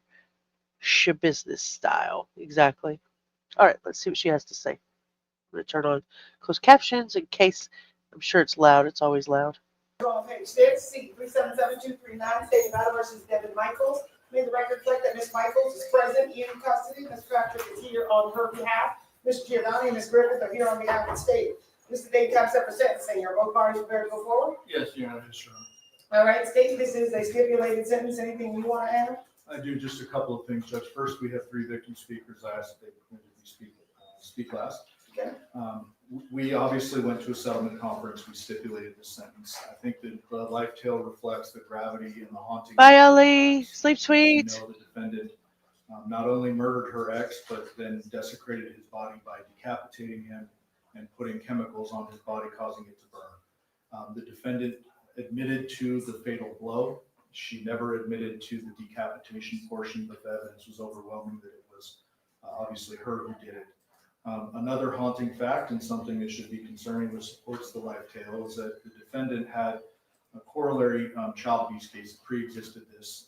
We reviewed, Ms. Griffith and I reviewed the minutes in that case, and it appears that 2 days after she murdered and decapitated her ex, she appeared in court in front of another judge in this courthouse and made representations that she was staying out of trouble, and obviously had that on her conscience at the time, walked right back out of the courthouse, and then ultimately was developed as our suspect and arrested. We take this case very seriously, obviously the family does as well. We believe the sentence reflects the gravity of the crime, so we will submit it. We do have some updates on CTS, which was wrong. Look at that face. I'm so scared right now. I'm wondering what the hell she's fixing to say. Like, I can't figure out, like you said, if it's a shabusiness thing.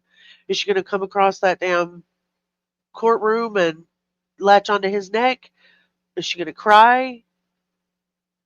Did he really? Interesting. Ali, I hope you sleep sweet. She does have something going on. She does have something going on. PSI. Correct. I calculated the credit at 455 days as of today. Okay, that sounds correct. Because I calculated it in regards to she was on probation when this offense occurred. She then got that sentence imposed. She was released on that sentence, so she started accumulating the credit on that day, and I have it at 455 days as of today. Yes, and we also have restitution requests. We've now received documentation. Actually, I did not receive documentation. Right, we just received it this morning. We showed it to Mr. Patrick. It's supposed to be 5,000 to VOC. I have that. 1,923 to James Willett. Hold on just one second. $1,923? Yes. To whom? James Willett. Okay. And $2,500 to Yoko Willett. How do you spell the first name? Y-O-K-O. Good night, Indy. Sleep sweet, girl. Have you seen this? I have, Your Honor. Okay, what's your position in regards to the restitution? They had the documentation, we're okay with it. Okay, State, I'm gonna need you to file that documentation. Because pursuant to the new case law, I can't order restitution without documentation. Yes, ma'am. All right? Ms. Michaels, what, if anything, would you like to say before I pronounce sentence against you? Here we go.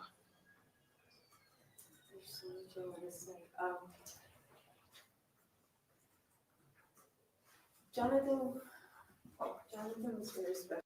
I'm gonna have to turn her up, I think. She's soft-spoken. Let's hope it doesn't blast us out here. Okay, I'm back. Welcome back. I'm gonna have to turn her up a little bit. Maybe it won't blast us out. We'll see. Go for it. Very neat. And I know no matter what I say at this moment,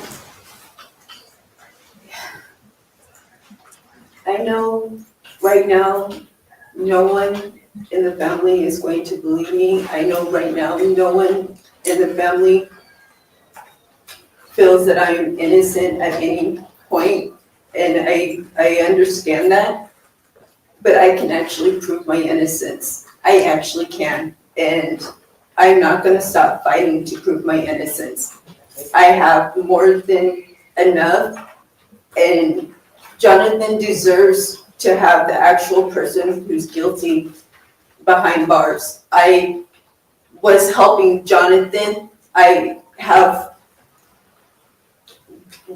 can show that I was trying to help him, and this I know is hurting the family, and I can see it in your faces, and I know your hearts are angry, and they should be, and I'm angry for you. And this is not fair to you. This has been dragging out for almost 2 years. It's not fair to you. And it's not fair to Okay, lady, she said it's not fair to you. It's been dragging out almost 2 years, and this is hurting the family. So instead of taking the plea deal that I initially took, now I've decided I'm going to change my mind. And you know what? I can prove my innocence. Good luck. For his children, any of them. And it's not right. It really isn't. It's not. I've seen so much that it's just terrible. The way that they manipulated and altered and deleted things is wrong. They should not be able to do it, and they have. And for you to be able to look me in the eye knowing that the things are altered and You pled guilty, man. Miss Michaels, you are not to address the state. You are to I'm not address me. addressing You are. the state. I You're addressing Mr. apologize. Giordano. You are going to address me. What do you want me to say? What do you want to say to me? My apologies. I wasn't trying to address the state directly. It's just, I was told. I just told one thing after another, and I truly believed that we were going to do the right thing. I agree with that. It just didn't happen.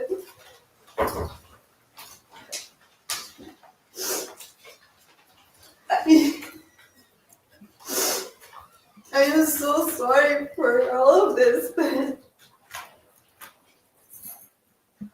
spit it out, I'm sister. so sorry. But I didn't do this, and I didn't know this would end up like this. I really didn't. And I will forever apologize to the family. But I don't know how to fix any of this anymore. I don't. I keep listening to what everyone tells me is the best thing to do. Just do this, and they're called lawyers, and they put them in place, and they tell you what to do and advise you when you know that the discovery has overwhelming evidence that you likely decapitated your husband, put his head in a trash bag, put it in the trash, it got taken to the landfill, then you poured ammonia and bleach on his body and tried to burn his body with no head. And so therefore you have a lawyer that was advising you to keep your freaking mouth shut and take the deal and spare the families this crap that you're spewing now. Nope, changed their mind. We're going to make them go through all this stuff. So long, farewell, good night. Who are we telling good night? Are you leaving? You going to sleep? Who did it? Shrek, the gingerbread man? Fake tears. I know, it just seems insincere to me. And if it's not, okay, but you wait, you are literally in a sentencing hearing. When does it become time where we're just like, nope, we're not going to change it. You accepted the deal, done. It doesn't. You can always change your plea. Ugh. Okay, so let me throw this out there. Mid-discussion, sidebar. What if Kohberger did that? Oh, he could. I'm just saying, throwing it out there. He could. He absolutely could. He might. We don't know. Wouldn't that be wild? I think that there's a possibility that it could happen at some point. I think it's a possibility that it could happen. You know,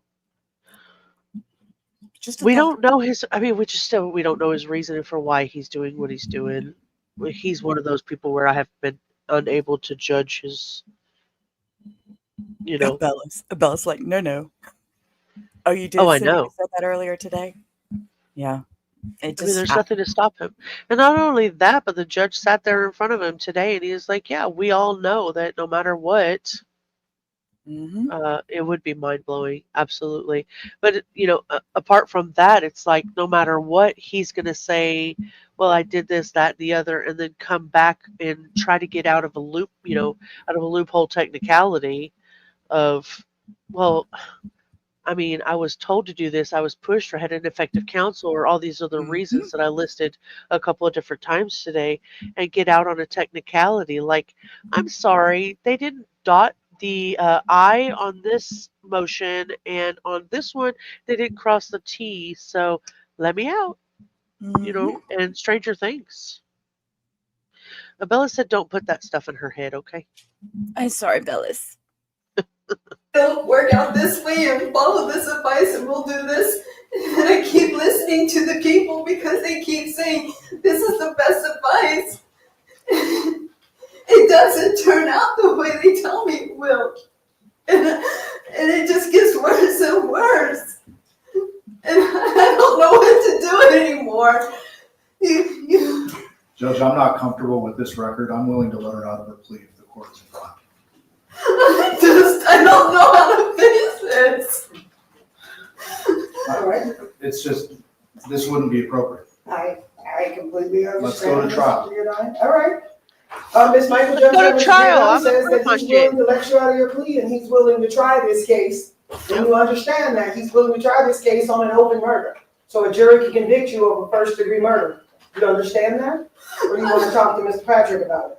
Well, I don't want to talk to Mr. Patrick.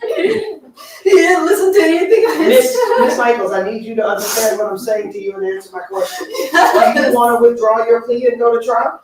Yes, please. All right. This plea is going to be withdrawn. Mr. Patrick, I need you to have some discussions with the client Your about. Honor, I've moved to withdraw at this time. This case needs to go back to the appointed counsel. Miss I will- Michaels, hold on just one second. Miss Michaels. Oh my God, today. Yep. Look at her clutching her pearls. Oh, thank God you went through. I was just so taken aback by the fact that you were representing me efficiently. Go He to says, trial. let me out. He's like, I don't want to do it. Nope. I got other things to do. Yeah, it needs Nope. to go back to the council. Yep. So she now faces first-degree murder charges at trial. Her punishment could include life without parole. Her attorney did step down, as you saw, and a new one's supposed to be appointed before a July 31st status hearing. So let's watch the last minute and a half of this. Oh, Lord, Miss Michaels, get it together. You need to conduct yourself like this is the courtroom. If you cannot do that, then they're going to remove you because I still have business to conduct. Oh, she's acting like it's a telenovela, and the judge is like, I am not having your shit. You take it or leave it. We're going to remove you. This is a courtroom. You need decorum and be respectful. Now. Right? Look at his hand on his hip, like, and he's standing over there like, make a move, sister, make a move. Do you understand? Mr. It Patrick? is. Judge, respectfully, I move to withdraw and have this case sent back to Office of Appointed Counsel. I am not in a position to accept appointment on this case should it go to trial at this time. All right. All right, I'm going to have to reach out to the Office of Appointed Counsel and get her a lawyer that's going to be appointed with the understanding this case is 2 years old. This case is not going to sit stagnant and wait around for a trial. So I'm going to reach out to Ms. Bush myself and have a discussion with her in regards to the appointment of counsel because this is not going to be. Ooh, she thinks this was a game, like a ploy, like we've waited and we waited. You know what I mean? Like she just keeps pushing it off. Is that not what it sounded like to you? Yep, exactly. Oof. Well, I think she says that they're going to go trial like real quickly. Yeah. Yeah, they already have a status hearing for the 31st. So yeah, she said she's not going to wait on it. This case has been delayed extensively, and this case is not going to further be delayed so that there is no justice for everybody. Yes, sir. And if I may, that's one of the other reasons, because with Barry Edwards, it would be late next year before I would even consider putting this on as a trial. So I'll reach out to Ms. Bush. Understood. July 31st, 9 a.m. And, Your Honor, do you grant my motion to withdraw, please? Yes, I'm going to grant your motion to withdraw. Thank you.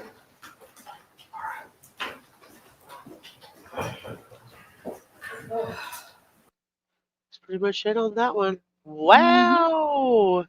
And She's don't like, worry, Maria, we will have a part 2 because I totally intend on following this. that was embarrassing. I'm telling you, I was shocked.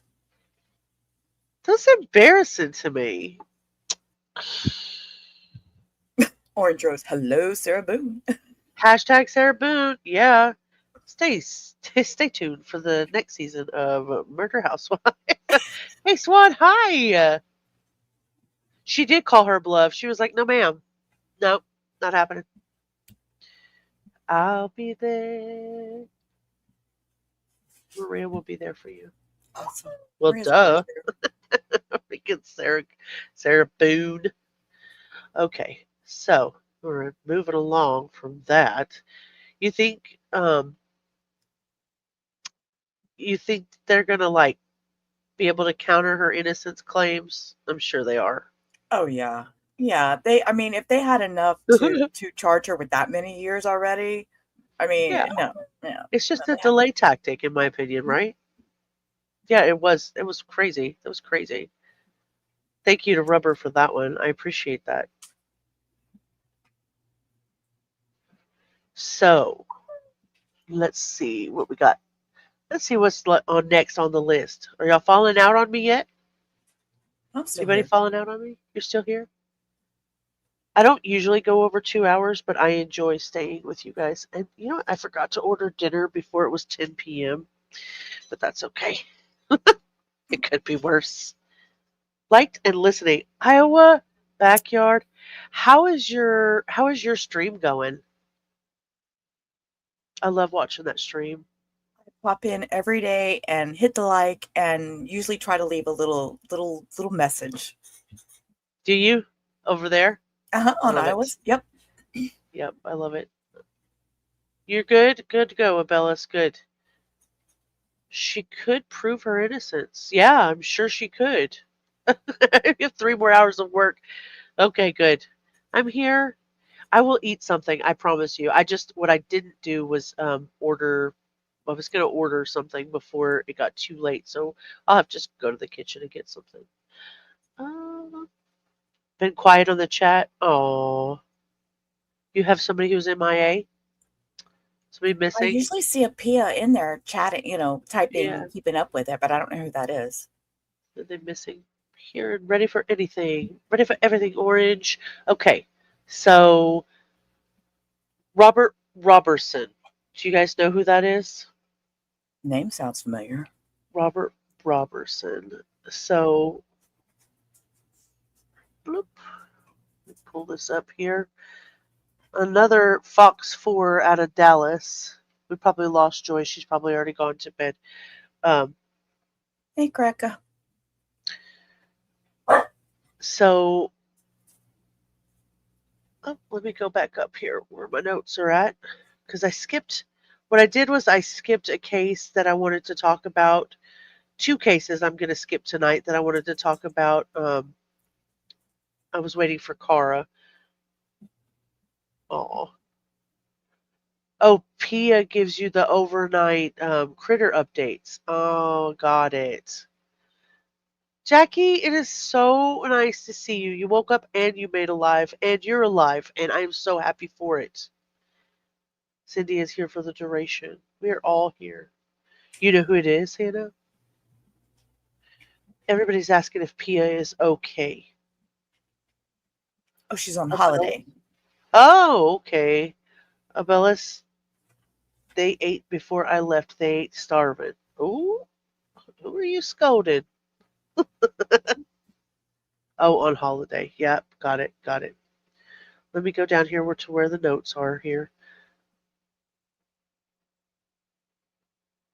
See, Hio's more organized than I am. She puts things in notes and stuff, and I just paste them and stick them in Hio's chat. I have to, because if I don't, man. Shh. So, Robert Roberson is 58. He has an execution date set for October the 16th of 2025 from the 2002 death of his 2-year-old daughter, Nikki. but his legal team is still continuing to fight, saying that his conviction was built on debunked science and flawed assumptions. So in January of 2002, Roberson took his daughter Nikki to the hospital in Anderson County after a brief fall and a high fever. She died soon after that. The doctors diagnosed her with shaken baby syndrome and violent head trauma caused by shaking. And prosecutors presented that evidence to a grand jury and they indicted him for capital murder. In 2003, a jury convicted him and he was sentenced to death. So we're going to fast forward a little bit. Shaken baby syndrome has since widely been questioned. Robertson's defense argues that Nikki died from pneumonia complications and that he has autism, which led to misunderstanding his behavior at the hospital. A former detective, Brian Wharton, who helped convict Robertson, now says that he thinks that he was wrong and he is advocating for his release. Oh, thank you, Abellis, for the 50 gifted Guardians of Firelight memberships. Thank you so much. I'm so grateful. Jessica got one. Yay! So Ava got one. I got to go back up because that's quite a few to read here. Bear with me, chat. Bear with me. Thank you so much, Abellis. How do I ever repay you for all of the stuff that you do on my channel? How do I do that? What do I do? What can I do for you, Abellis? You need to let me know. Lindy Lou 67. Mamima, in my opinion. Jessica. Not that Jessica. Corey Edwards. Tom got one. Missy Zaravina. Patricia Henson. Mims R. Helena Schmidt. Marina Lazar. Claudia. Kimmy D got one. Yay. Ava Slim got one. Yay. Yay, Ava. Baby Boomer. Oh, don't jump on me now, chat. Don't be rude. Don't be rude. It did. Baby Boomer. Sherry got one. Gammy got one. Blue Giraffe. Scooby Snack. Love to Hunt. Love to Hunt. Nicole 420. Blaze it up. Mrs. Cubby. Oh, Anna got one. Anna Piekarski. I can never say for sure if that's her last name, but I like saying it. Jill Corby got one, my Belgium friend. Thomas Inga Briggston got one. Gwen Pigeon, RKA. Teresa got one. Ali got one. William Mireille got one. So excited. Thank you Look so at all that. so very much. It was wonderful. All the people that got them. I recognized almost every single name on there. Sherry, thank you for saying thank you to Abellis. Let me give her a proper thank you. Is that the proper thank you? Nope. No. Nope, not the right one.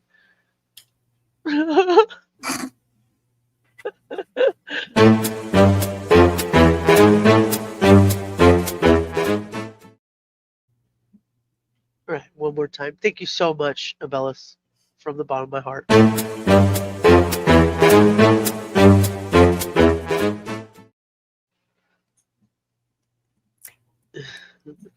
You know, I have to say, I do have a few good ones in my chat too. I almost dropped 5 memberships today by somebody. And it was I tried not to cry. I held it back. I was really good. I didn't cry. So that was the first time I didn't cry. You know, it's one of those things. Okay, don't squeak at me now. It's all right. I'm just kidding. I do feel like the urge inside to cry, especially like the very first time that Abellis ever gifted in my chat. I was just like, like a blubbering mess. It was amazing because, you know, you work really, really hard just to get 1,000 subs in order to get monetized, and then knowing that people are here to support you is just like such an amazing, overwhelming feeling for us. It really is. It really is. And the fact that I got to where I am thanks to Katya was a big thing too. And it just like, you know, I'm so appreciative. Y'all have no clue. They know you're appreciative. They know. Maria, she's saying that she had a date night and she is late to the game.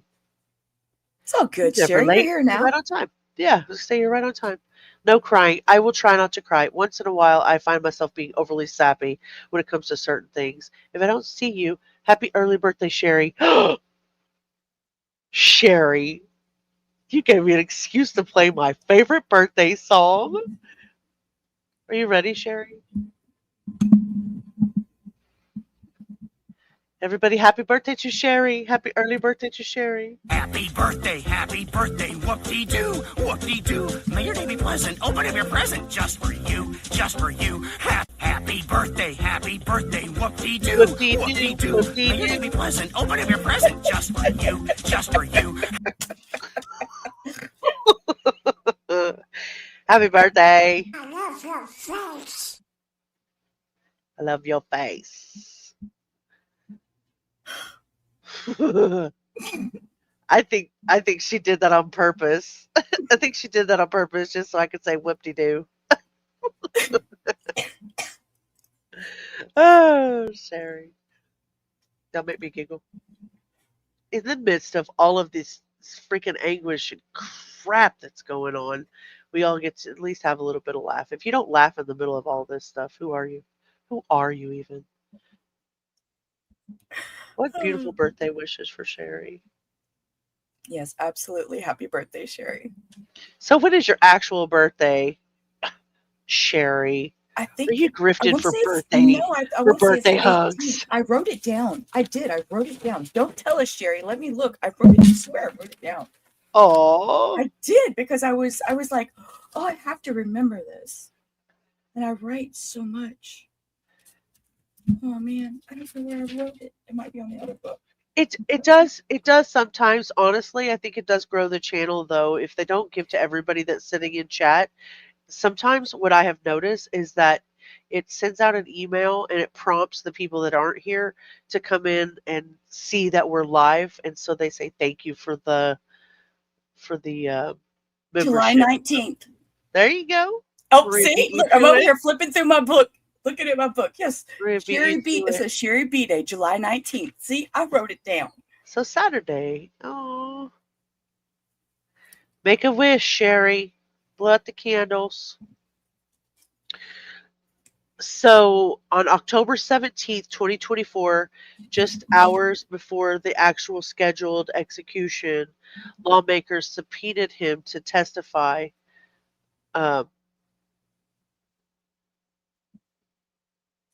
Although he had never testified before. So why did they do that? Why did they do that? Oh, I got it. Okay. So they did a last minute stay, basically. Although he never testified, the case had support from outside sources. For one, John Gruesome, who we all know is I say we all know him. We don't all know him. He's a writer, and he was helping reinvestigate the case and the physicians that were involved to try to get the conviction overturned. So that's the first thing that I saw in the case that reminded me of bringing this up to you guys, because John Grisham got involved, and it's just a name that everybody knows. Again, like I said, maybe not everybody, but back in the day, John Grisham books were like all the rage. Everybody read it. So he was campaigning for this, who he says the autistic man, who was suspected in his 2-year-old's death, that it was pneumonia instead of shaken baby syndrome. So he's definitely backing him. The former lawyer and politician described the decision to carry out the death sentence on Robert Roberson in Texas as infuriating because it defied clear scientific evidence. Sherry, we appreciate the fact you wanted to send so much love to everybody. You don't have to tag. You don't have to tag. We got you. We got you, girl. Native. Oh no. Still, I wish. Oh yeah. It could bring anonymous. What are you talking about? You're not talking about the Illuminati's in here, are you? Congress is really interesting. I know. Oh, she loves you all the same. What did you do, Abellis? You misspelled? Surely Native Girl's not kicking you out of her heart for misspelling. Ava says, happy birthday. You are now green, Ava. You look so good in green. You look so good in green. So Roberson, now 57, was convicted of killing his 2-year-old daughter, Nikki, which we already knew. His lawyers have appealed to Greg Abbott, the Texas governor, for clemency or a 180-day stay of execution, arguing that the prosecution wrongly alleged the girl died from shaken baby syndrome when the true cause of death has turned out to be severe pneumonia. Which states enforce the death penalty? Look at all these. Look at all these states. And These are states. Go the ahead. blue ones do not? Or how's These are that? states that hold no execution. No execution. The dark or the light blue? The no death penalty in the dark blue. Okay. And no executions in the light blue. And these are death penalty states. Okay, so let me ask you this. What's the difference? Between a death penalty state and a not death penalty state? No. Between these states have death penalties, but they move them for execution. They would move them to a death penalty state. Oh, okay. Okay. Sorry. Yeah. No. That's okay. They just state hold it. So they're holding execution. So if they're not moving them to a place with executions, everybody on death row is just kind of sitting there waiting to see what happens. I don't know how long. I don't know the legalities behind that. Or they move them to a death penalty state and then they hold it up. They do what they do. Alongside Gruesome, the plea has received support from 34 scientists and doctors, 70 lawyers, 84 Texas politicians, and the police officer who led the original investigation. What's amazing about Robert's case is that there was no crime, Gruesome said. In most death conviction cases, you've got a murder and somebody did it. But in Robert's case, there was no crime, and yet we're about to kill somebody for it. Gruesome said, cases of wrongful convictions really keep me awake at night. He added, I just have a real anger at these cases. I can't let them go. I think about them all the time, especially a case like Robert's, where we're a month away. The clock is ticking, and yet we have clear scientific proof that he didn't kill Nikki. Roberson's lawyers described shaken baby syndrome as pseudoscience that has since been discredited. Also known as abusive head trauma, the diagnosis emerged in the 1970s to explain the appearance of symptoms including hemorrhages in the brain and eyes due to shaken or blunt impact to the head. However, the science behind it has increasingly come under question. Gruesome said, we're down to another execution where there's no crime and where the science has been debunked. Texas is about to execute another innocent man. One of the most famous cases of shaken baby syndrome involved Louis Woodward, the British au pair who was convicted of the involuntary manslaughter reduced from second-degree murder of an 8-month-old American boy in 1997. Several experts have since maintained she was wrongfully convicted, and Clive Stafford Smith, the civil rights lawyer, went as far as telling a Channel 4 documentary on this case, or on the case, that shaken baby syndrome is bullshit. Brian Wharton, the former police officer who led the investigation into Nikki's death, said that he regretted his role in the prosecution and agreed that the diagnosis of shaken baby syndrome was followed to the exclusion of all other possibilities. Knowing everything that I know now, I'm firmly convinced that Robert is an innocent man. Roberson's lawyers also argue that his autism, which was not officially diagnosed until 2018, prompted him to quote-unquote shut down when his daughter fell ill, and that this was wrongly seen as a lack of caring. This is the book written about him. It's called The Innocent Man. It's interesting. John Grisham writes some good books. Yeah, I was looking to see what you guys were saying in the chat. Gretchen Sween, Roberson's attorney, said the state of Texas is preparing, in essence, to execute Forrest Gump. Really?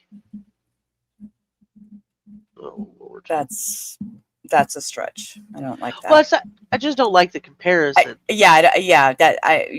That's unnecessary. I mean, yeah, well, what the heck? I mean, like I've always said, opinions. Everybody's got them, but sure enough. Sure enough. Well, maybe it's a fine. Maybe, I mean, I guess I understand the concept. Grisham, who is described as America's favorite storyteller on his website, is a member of the board of directors at the Innocent Project, which works to free those who have been wrongfully convicted. And his latest book, Framed, published next month, is a collection of 10 true stories of wrongful convictions. I would love to read that. Absolutely would love to read that. He began writing his first novel, A Time to Kill, while serving in the Mississippi House of Representatives. His first bestseller, The Firm, which I loved, followed in 1991, and he was adapted into a film starring Tom Cruise and Gene Hackman. The Firm is a great book. The movie was okay, but the book was great. He's also written The Innocent Man, which tells the story of it's not about him, of a baseball player who spent 11 years on death row for rape and murder before being exonerated. Okay, so The Innocent Man was about another person. My bad. Misinformation. Okay. Misinformation station. I take it back. Thank you. I take it back. I take it back. So what I want to do is I want to show you guys what. Pull it up here, girl. Get your shit together, EO. What are you doing? Gretchen Sweet, the attorney for Texas death row inmates, Roberson, it's Roberson, not a T, talks about his case and the judge's decision to give him a new execution date. She believes he instead deserves a new trial, not just a new execution date. It is extremely difficult to get a hold of juvenile court documents. Extremely, if not impossible, unless they're tried as an adult.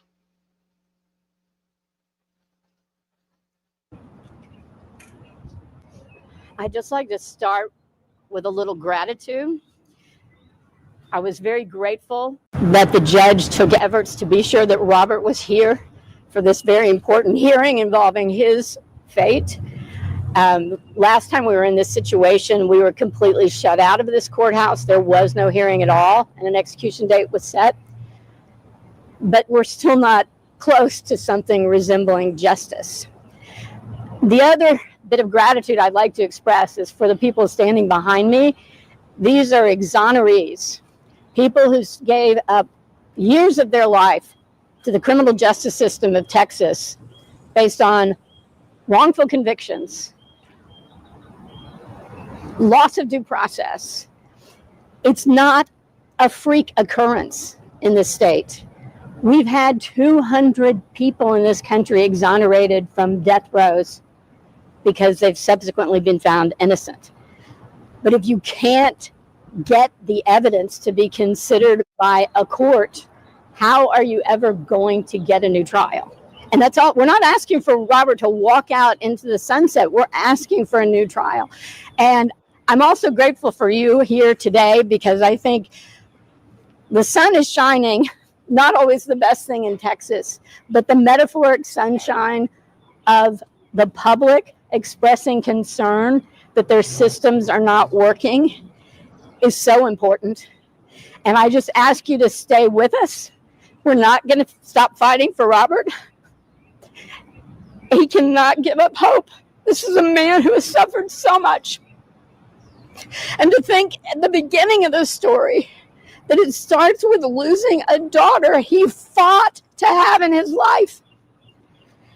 And because he, a man with autism and a 7th grade education, can't explain to the medical community her complex medical situation, he is condemned. He is suspected. They arrest the man based on this shaken baby syndrome diagnosis that has been completely discredited, even by those who still believe it's a thing. The version used to convict him is no longer accepted by anyone. That was the judgment made of him before there was even an autopsy. The autopsy happens the next morning with police officers in the room telling the medical examiner he's already been arrested for capital murder. How fair do you think that autopsy was? How can it be that so many highly qualified medical experts who've looked at the evidence? I'm going to pause that for just a second. This lady has gone through 7 different emotions just as we were watching her. You know, Wow. Yeah, she's. And I can't recall, but this young lady right here, I remember her case. I know, and I was trying to remember what her name was, and I can't. It's not Yeah, coming to me. and it wouldn't let me Google image her, but I do remember her case, and I can't for the life of me recall who she is. But if anybody remembers her or what case she comes from, remind me, because I know that she was exonerated, but I can't remember what it was about. But I do remember there's a show and she was on it. She was on it. But yeah, she literally had 7 different emotions right there. This also happened with arson, death convictions as science has evolved, discredited. Of course, I agree with that. You yell at Hio in Discord if you should block me. No, I will not block you. I will not block you. Do not support the findings of that autopsy, and yet we're still where we are today. So I'm sorry for making a speech. I'm a little upset, but I am grateful. I'm grateful to these people. They're the inspiration that you can endure hell on earth and still keep yourself upright. And that's what we've got to hope for Robert and for me. So thank you. And I will take maybe 2 questions, and then I need to get to my computer and start working. Gretchen, you said that what happens next?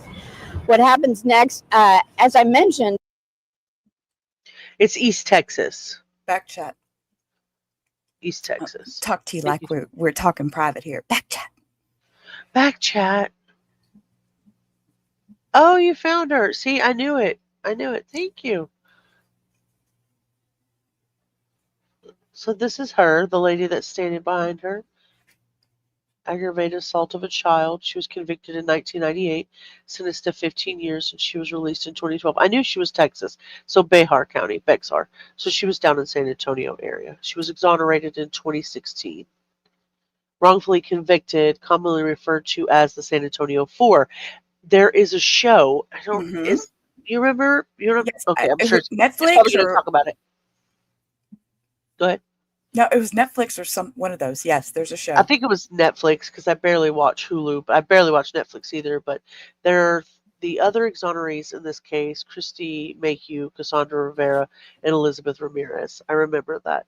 In the fall of '94, Elizabeth Ramirez and her 3 friends, Ana Vasquez, Cassandra Rivera, and Christy Mayhew, were accused of sexual assault of Elizabeth Ramirez's 2 young nieces.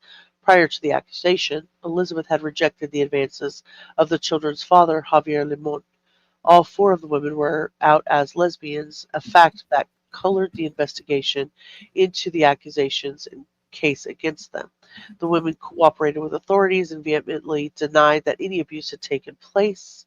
The allegations came in the wake of more than a decade of national hysteria over claims of satanic ritual abuse of children, the phenomenon known as the satanic panic. This would be a good case to talk about. Mm-hmm. Just Good night, Iowa. Sleep sweet when you get there. I do that too. I often close my eyes and drift off to the interwebs, also known as the YouTubes. Good night, Iowa. We'll try to talk softly.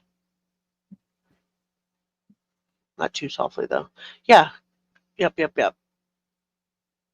Oh. Yep, they finally all got out. That's crazy.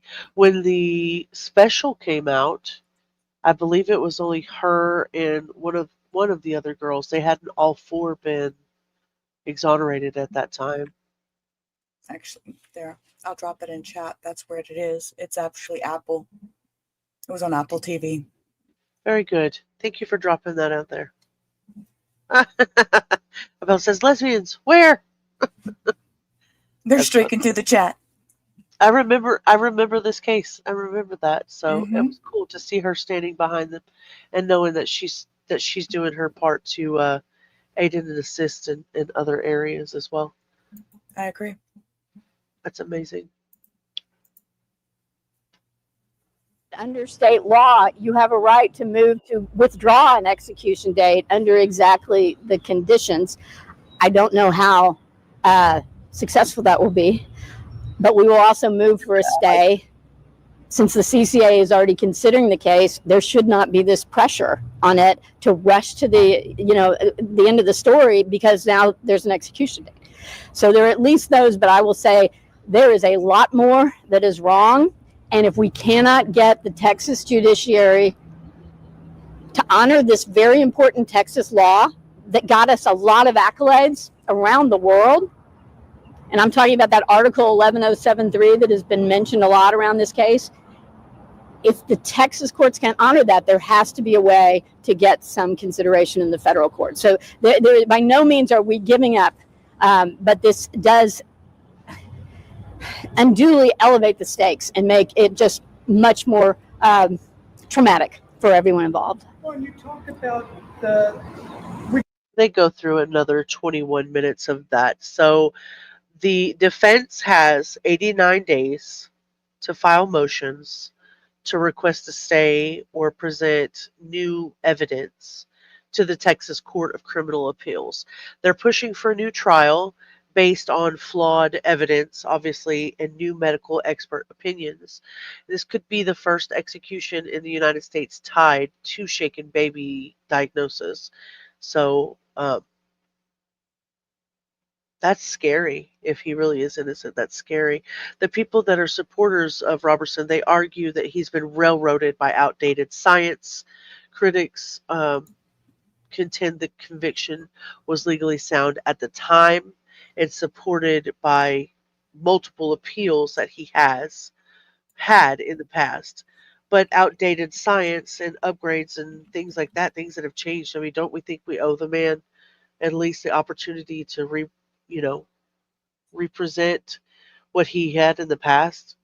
Sheila, don't you think we should? Yes, absolutely, because science has changed. Absolutely. Yeah, absolutely. Absolutely. So, I mean, I wonder what's going to happen the next 3 months. Do you think his execution is going to be stayed, or do you think it's going to be carried out? What do I you think guys it'll be, think? yeah, I think it'll be stayed, and hopefully he'll get a new trial. I mean, I think that would be the best outcome is a new trial. That would be my hope for him as well. Mm-hmm. That's scary. Oh, there she is. There's one of the other girls that was there. So that's a second one. So I may at some point go back and study this video and see who some of these other exonerees are. Now, can you tell me why it is, just curiously, why these two men have the same pursed lips? Well, that's what Maria said in the chat. She said they're practicing their duck lips. They're modeling. They're duck They're lips. modeling. Oh yeah, modeling. Yeah, that's interesting. I find that case to be interesting, and we definitely want to follow up on it. Don't let us forget about that one. It's kind of one of those things where I don't want to. Mm-hmm. Yeah, no, we'll follow I it. don't want to forget. Okay, so let's see. Let's move to the last one that I have for tonight, because I have two that are really, really, really hard to watch, and we're in a role of kind of a lightheartedness, and I kind of want to save the two babies that I have for Cara. So now let's move to Northeast Ohio. We've been all over the map tonight. A lot of Texas stuff, though. They're not smiling. Nobody's happy. I mean, I'm guessing because of the gravity of the situation that they're still trying to exonerate yet another allegedly innocent man. So I can understand that. I can understand that. Abellis, I'm married, but I appreciate beautiful, smart people. Isabella's hitting on people in chat. Abellis, behave. Put it up. Put it up. So this is another teacher. A messy breakup. She's misdemeanor charges. Oh, girl. This is a 27-year-old. Her name is Hannah Freeman. She's a teacher at North Ridgeville. She was arrested last November. North Ridgeville is in Ohio. She was arrested last November after her ex-boyfriend allegedly... Can I learn to speak? Words are hard. Squeak, squeak. That's Hector text messaging me. That's what that is. That's Hector's text message to me. That's really cute.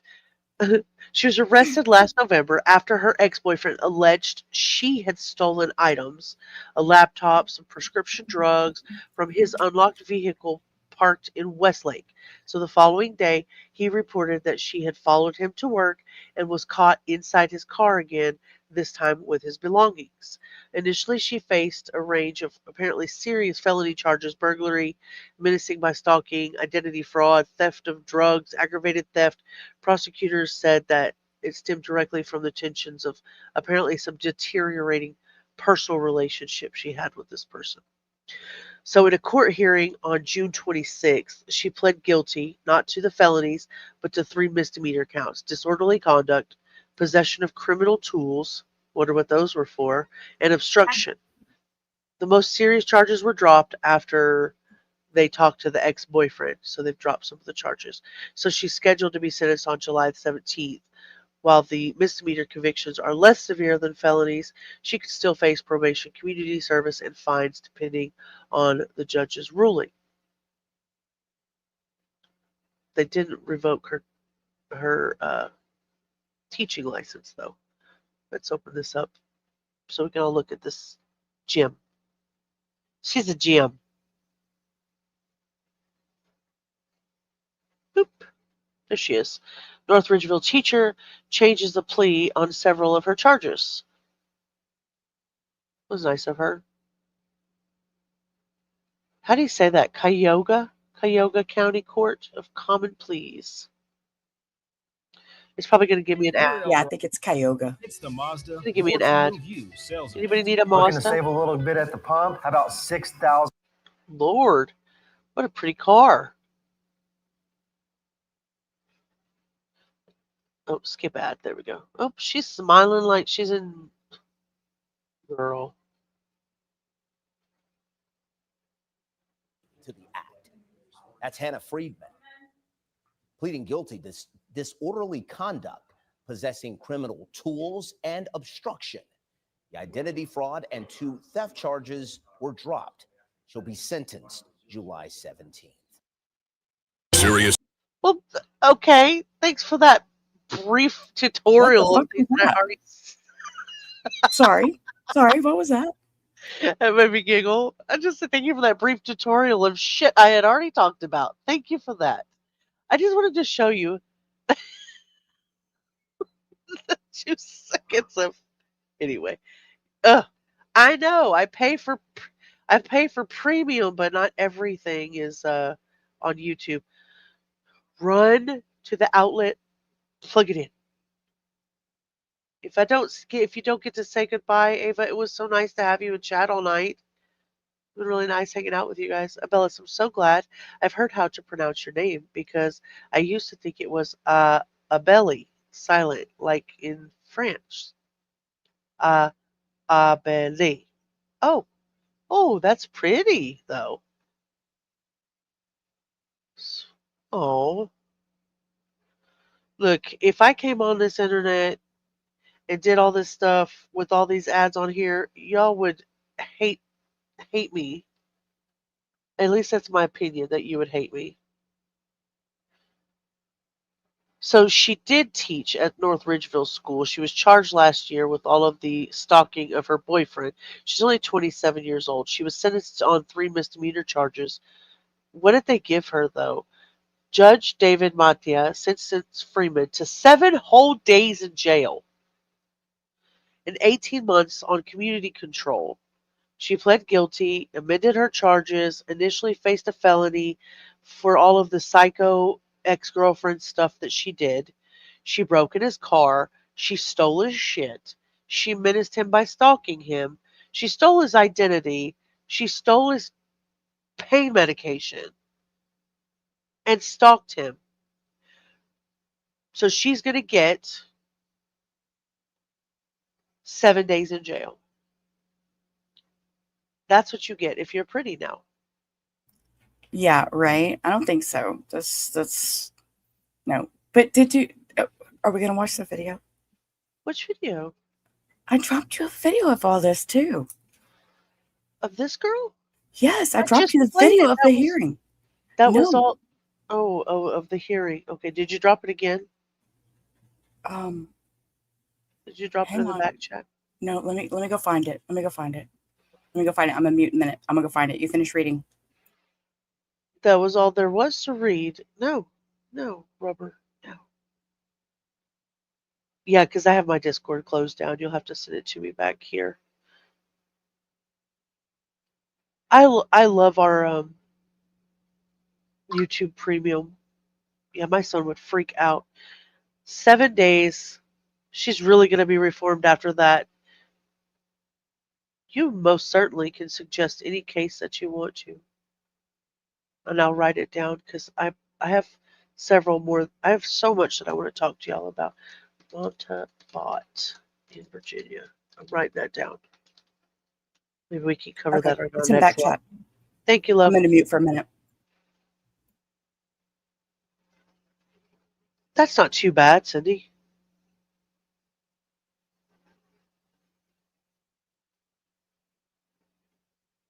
Plug it in, plug it in. Let's see. Oh, yeah, she is quite pretty. But she does have the look of a psycho. If I had to say out loud, in my opinion, she does have a little bit of the look of the crazies. Am I the only one? I think they bring mental health into it, but Okay. Do they for the really? record, Yeah. we're here on state for Hannah Freeman. Ms. Damn it. Freeman is here on case 697. Is there a case anymore that doesn't have mental health involved that I can make fun of? I can't even make fun of anybody anymore. Oh, not that I'm making fun of mental health because it's not funny, but I would just like to find somebody that's just absolutely crazy without having mental health issues. Now, would you be considered crazy and not have mental health issues? I think it's probably an oxymoron at this point, isn't it? It's probably not right for me to say. Sherry, problem is there's one ad that doesn't work, so you have to completely leave the stream and start over. It's very frustrating. That would be frustrating. Abelis, I do remember your real name is Isabel. I have an Isabel in my family and love your name. Okay, Abelis, I'll find it. And where shall I place the info? Let me give you my email just in case anybody missed it earlier. And you are welcome to send me cases all day. I promise you, I check every email. So there you go. If you want to send anything. You know, I never thought about it when I made it up. My real name is Isabel, and my favorite great uncle was Abel, so I just made Abelis. So say it any way you want to. That's beautiful. Thank you. Don't make me out to be the bad guy all by myself. Y'all are supposed to be helping me here. It comes on every 4 minutes. I timed it. And here it does. Case one. An ad comes on in here every 4 minutes. It better not. Oh, Sherry, you're a sweetheart.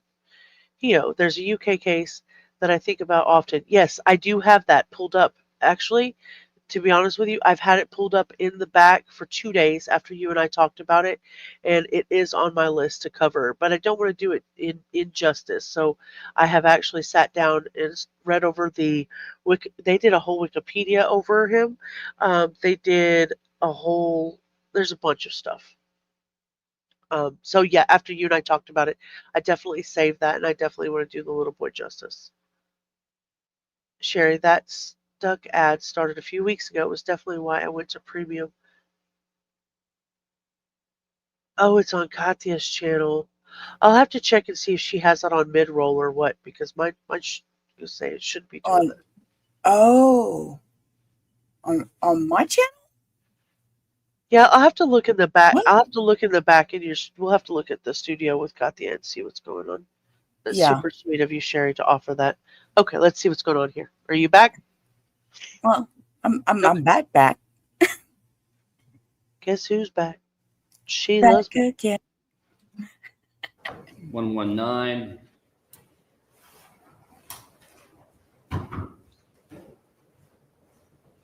Bueller.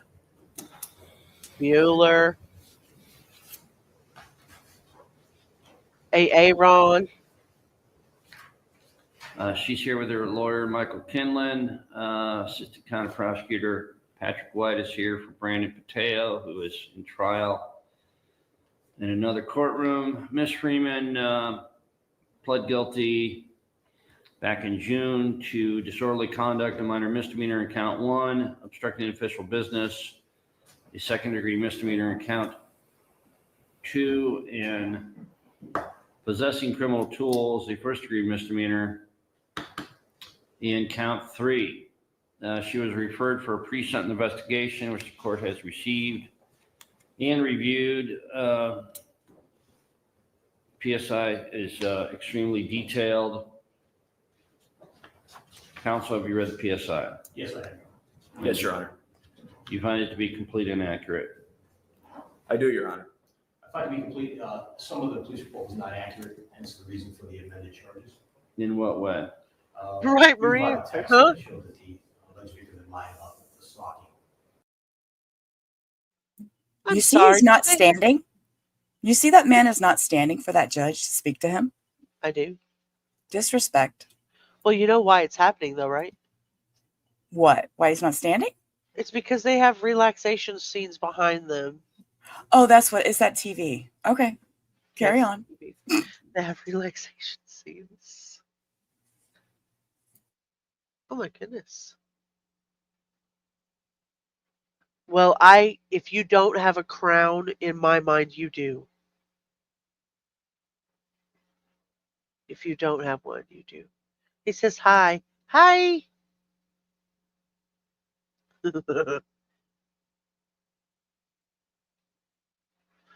I'll write that down as well. Baby Peter Orderly, UK. That may be one that I looked up. Oh, hi. How are you? Bellis, that's sweet. You're honoring his name and it lives on. Oh, for your Uncle Abel. I love it. Stand up, punk. And some of the other issues.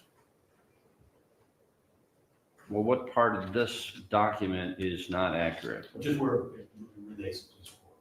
Pardon me? Just where it relates to the police report. I don't Can you understand what you're telling me.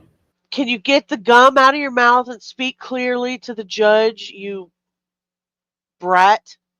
Victim had lied about the stalking and some of the other issues. Well, what part of this document is not accurate? Just where it relates to the police report.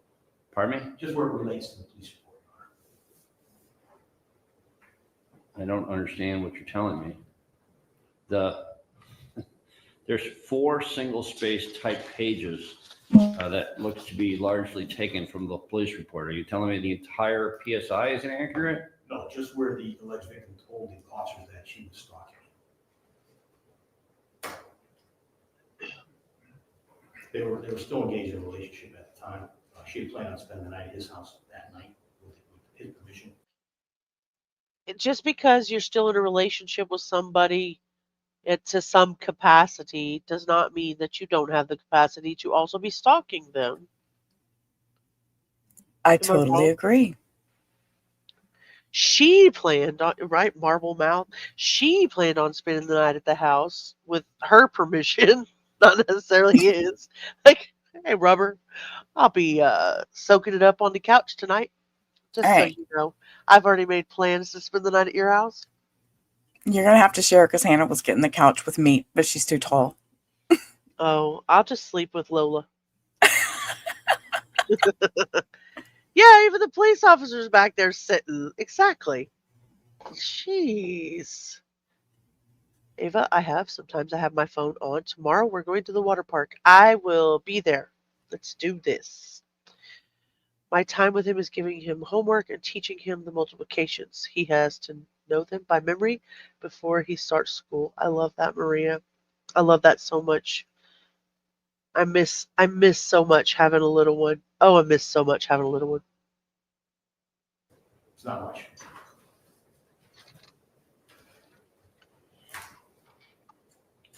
How about the flock camera part on the bottom of page 2, where flock camera plate readers showed your client's vehicle to be on Westlake City School properties 33 times on 19 different days over the past 30 days, up to and including November 7th at 4:07 p.m. That is accurate.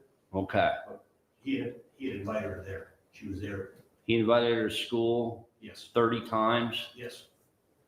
He invited her, so it made it okay, Mr. right? Look at her face. She's just shaking her head like, yes, he did. He sure Uh-huh. did. I was there. He sure did. 30 times. School Yes. 30 times. Yes. Uh-huh. Mr. White, you know anything about this?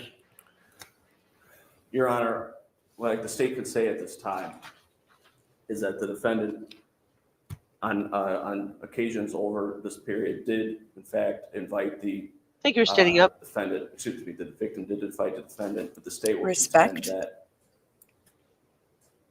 the defendant was there and her continual presence across this time did cause the defendant continual anguish and mental stress. Brother Bear. What did you just say? He did invite her over. Absolutely, he did. That's what he 30 said. times. He invited her. But her being there over this 30 times that he invited her caused him a lot of anguish and distress. Come on. You guys are giving me whiplash in this fucking courtroom. I'm telling you, this was a wild one. That's why I sent it.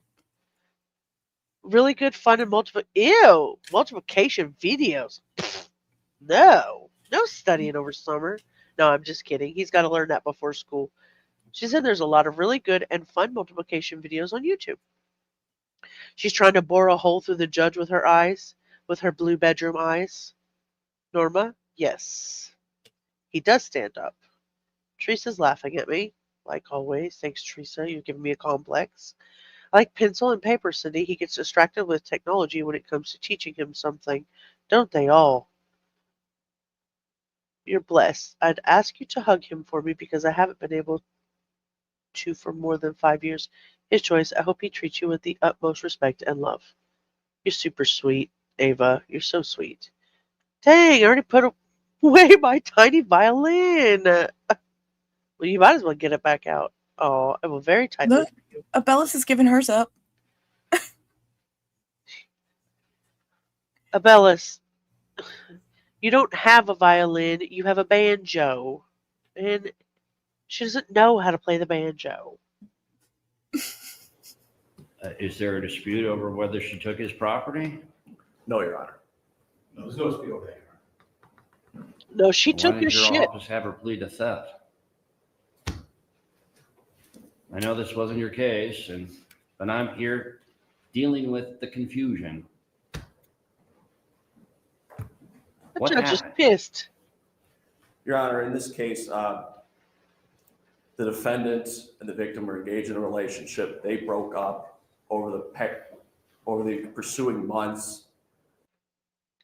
Is this attorney's first prosecuting case? Good question. He looks a little out of place, but he's Looks- doing what he can. He looks so freaking nervous. He does look but very nervous. I'll be honest with you. When I get on here, if I don't have some shit organized, I'm flailing in the wind like no, Right. It really gets on my nerves. I get on my own nerves because I'll talk and I'll say some shit and y'all are just like, huh? And you could obviously tell I'm not organized and I don't like that. Well, that's me. That's when I go to my breaks. I have squirrel moments, man. It's like I'm like, okay, now what do I do? Hold up, let me think for a minute. Let me think. Y'all rush this break on, and I'm like, crap. So yeah, I totally get that.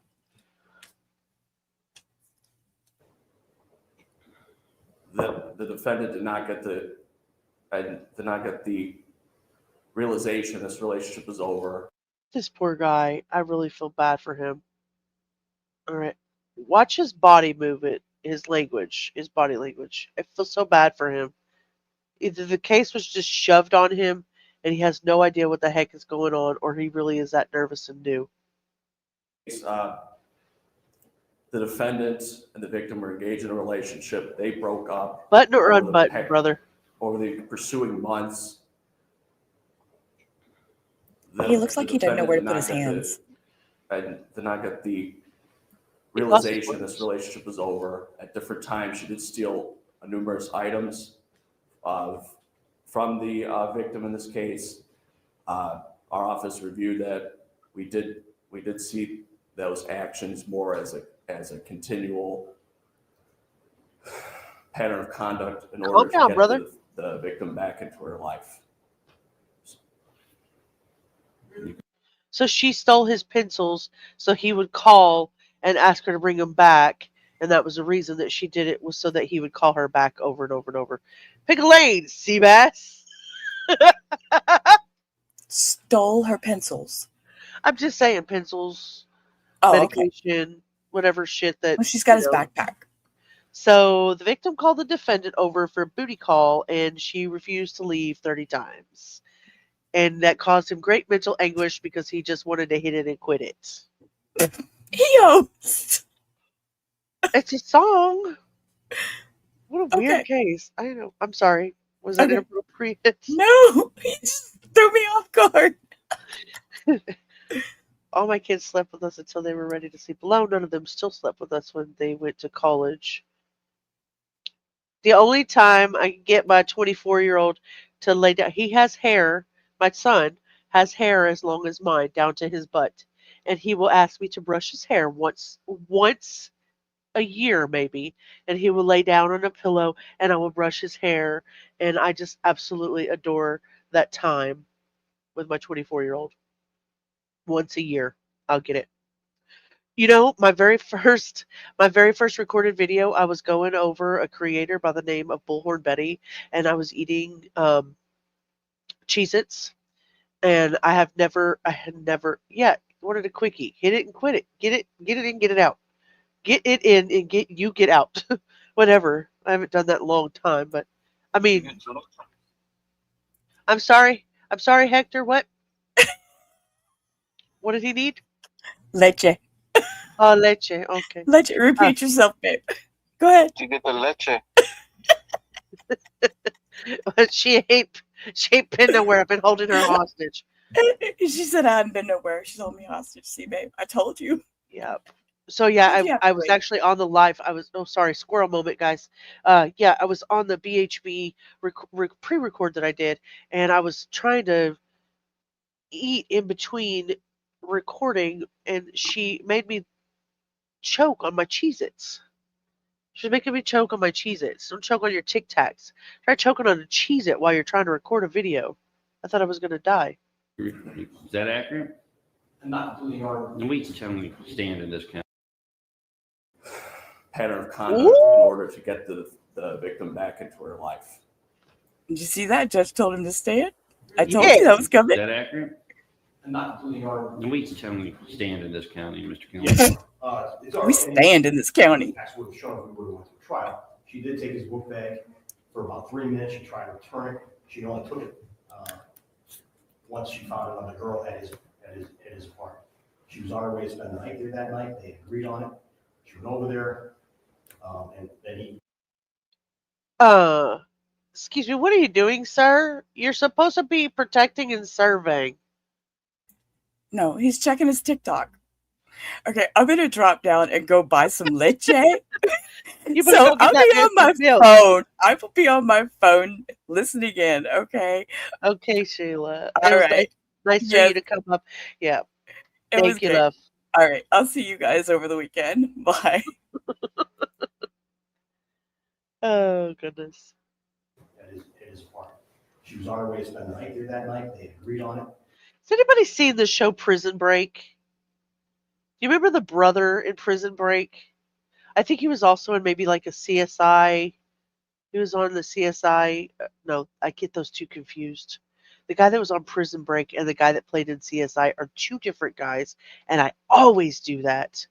I always get them confused. Anyway, either way, he looks like that guy. He looks like both of them. She went over there. Kind of, Teresa. He texted her, told her not to come, and she realized he had nothing to do with her. She got mad, went in this car, took the book bag, only as a means to get him to talk to her, and then she tried to return the book bag 5 minutes later, and that's when he called the police.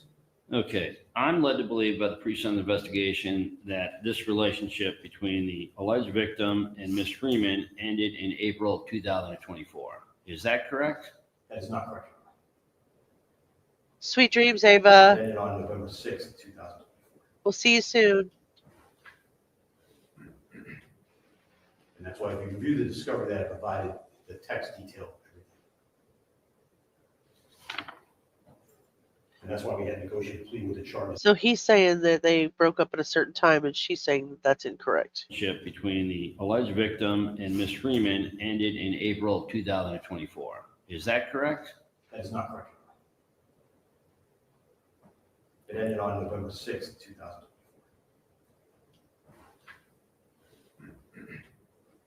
And that's why if you review this. Oh gosh, so stage 5 clinger status. So he thinks that they broke up 7 months before she thought they broke up. How does that happen? How do we break up 7 months differently? Like, if I'm going to break up with you, you're going to know. I'm not going to string you along for 7 hours. 7 hours. 7 for 7 months and keep calling you back for a booty call and a one-night stand. That poor judge. Absolutely, Teresa. Discovery that I provided the text detail everything. And that's why we had negotiated plea with the charges that we have and that she pled guilty to. Okay, the pre-sentence investigation indicates that your client took 2 backpacks, a red and a black backpack containing I was thinking that too. book, laptop computer, an HP laptop computer, Never. the victim's wallet, and Clearly. a set of car keys to his car, apartment, and work school. Is that correct? That's correct, Your Honor.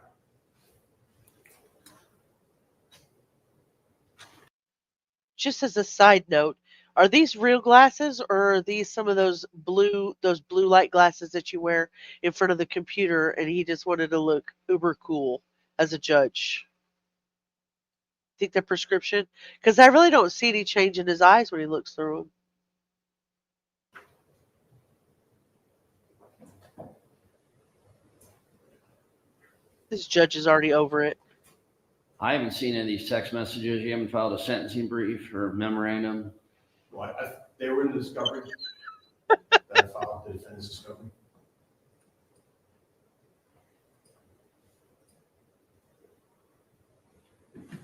Okay, Mr. White, what would the state like to present? Is there anything else?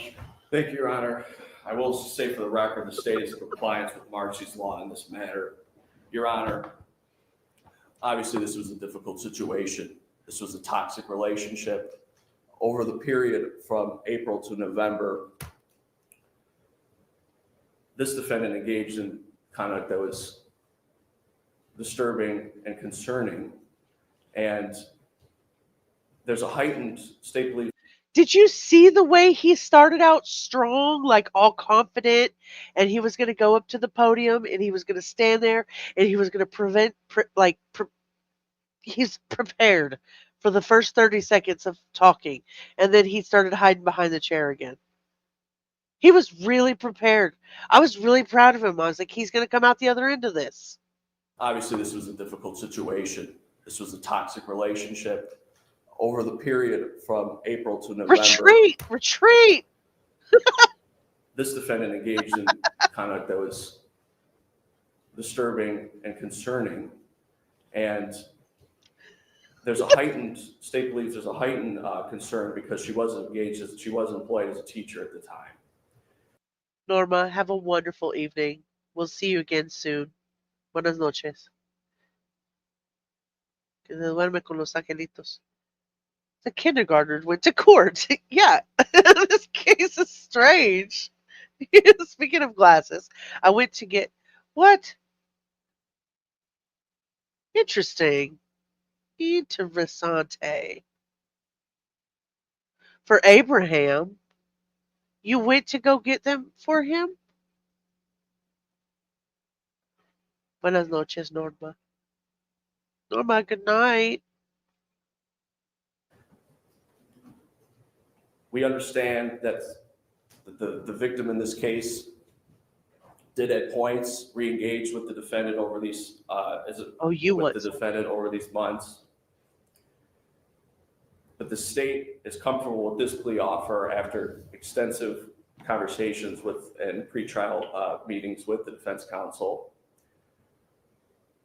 His voice is Mr. shaking. Freeman, and it's our opinion, has mental health issues that need to be addressed. I think that's evident from the PSI. I think that's evident from. Did you see her little foot start shaking too? She's pissed. You said that. She's pissed. You said that, bro. The facts in this case. Oh, see the little foot start shaking down there. She mad. She big mad. She's like, "How are you going to diagnose me, fool? You can't even decide whether you want your suit buttoned or not. How are you going to diagnose me?"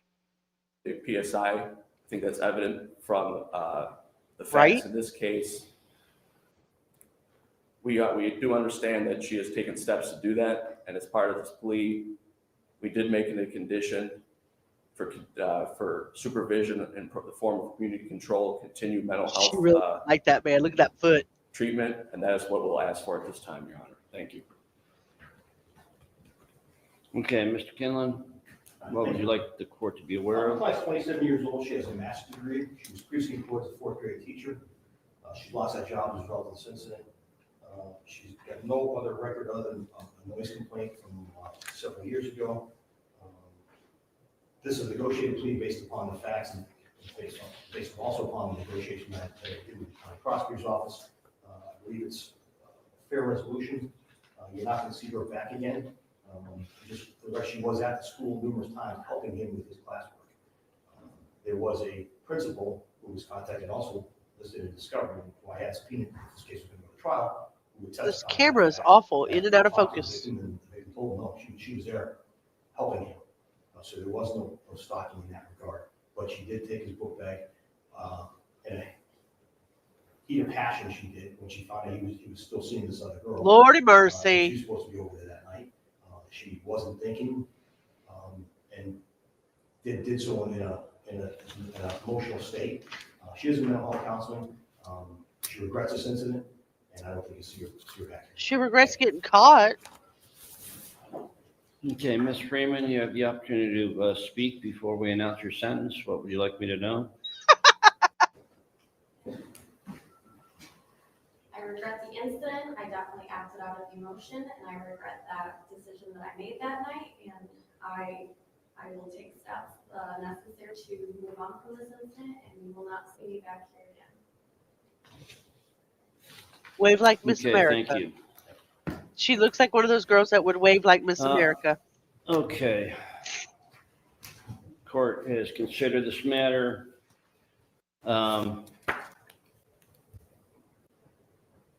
This is frankly a bizarro breakup between two professionals. A bizarro breakup between two professionals. That was an interesting term. The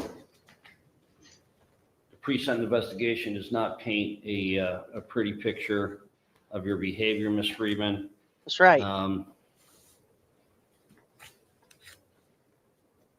You should have known that was over. It's my understanding that the victim had someone else in his life. I'm going to place you on 18 months of community control. You'll be ordered to have no contact with Mr. McKenzie, the victim. In this case, as a condition of community control, you are to wear a GPS device for the first 90 days. You'll be on house arrest with work release. You'll be ordered to undergo mental health counseling, particularly for craziness, to establish healthy boundaries. And you will serve the first 7 days of this term of probation in our county jail. You are ordered remanded. We had an agreed sentence. You didn't agree with me, Mr. Kinlan, and I am charged with sentencing. At this point, withdraw her plea. We'd rather go to trial. Because you don't like the sentence? No, because we don't like the way the court has interpreted the facts. Mr. Kinlan. Oh, my spiciness. Oh, my spiciness. Mental health counseling, particularly for to establish healthy boundaries. And you will serve the first 7 days of this term of probation in our county jail. You are ordered remanded. We had agreed sentence. You didn't agree with me, Mr. Kinlan, and I am charged with sentencing. At this point, Your Honor, I'm going to make a motion to withdraw the plea. We'd rather go to trial. Because you don't like the sentence? No, because we don't like the way the court has interpreted the facts. Mr. Kinlan, Facts are not correct. did you talk to me about sentence before you pled your client? You were not available, Your Honor. Maria, did I miss it during the mic drop? Were you going to sleep? You leaving me? Sleep sweet when you get there. Oh, all right. I'm clocking out. Need to get ready for tomorrow. It's been a pleasure being here today. See you on Monday. Have a wonderful weekend. You as well. You as well. Sleep sweet when you get there. Judge's gonna get him. We hope so. Staying alive. Staying alive. Good night, Cindy, Maria says. Oh my gosh. Spiciness. I don't like the way the court has interpreted the facts. Mr. Kinlan, Facts are not correct. did you talk to me about sentence before you pled your client? You were not available, Your Honor. I'm available all the time, Mr. Kinlan. You chose to plead your sentence, your client. We only met with you one time, Your Honor. At this point, we'd ask to withdraw. I'm offended that you would make the insinuation here that I don't work. Love you too, Maria. I'm not making that insinuation. How long, when was this case indicted? December. Yeah, half a year ago. Your Honor, Did you make any effort to talk to me in the last 6 months about how I would sentence your client? Yes. No. We did. You did? When? When I asked you to take her off GPS back in April. Okay, and I did. Yes. But that wasn't about sentencing, was it? I just asked you, did you make any effort to talk to me about what sentence I would impose after you negotiated a plea deal with the state of Ohio? No, we did have an agreed sentence from the state. We asked the court to go along with the agreed sentence as a condition of plea. Didn't ask me, sorry. Plea is not knowingly voluntary. Your bad practice is not my problem. Bam! We're done.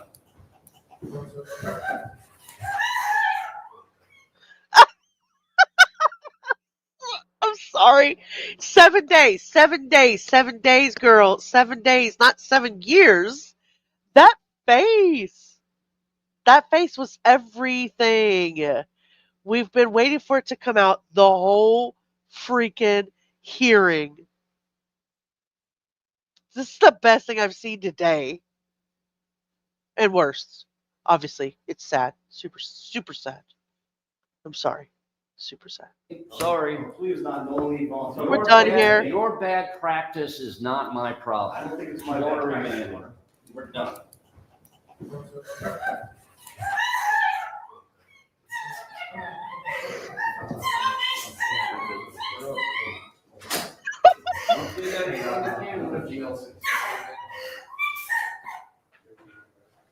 Yeah.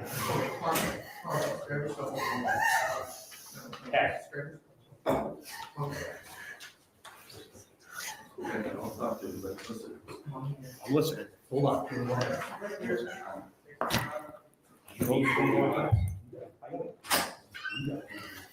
Do we want to see her reaction one more time? There's no 24-hour Walmart anywhere anymore. There used to be 24-hour Walmarts everywhere. She needs a new lawyer. No one was unalive, so you can laugh. Okay, well, good. Okay, let's watch her do it one more time. Stalking laws are not tough enough. I agree with that. I agree with that. All right. This girl's face is everything. Okay, one more time. Didn't ask me. Sorry. Plea is not knowingly voluntary. Your bad practice is not my problem. I don't think it's my bad practice. We're done.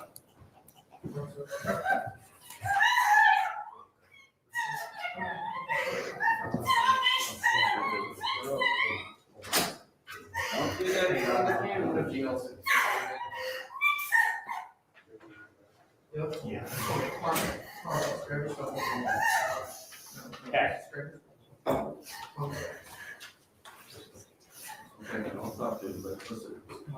Listen, hold on.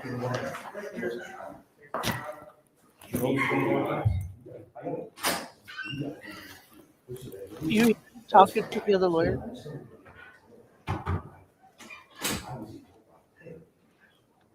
Yep.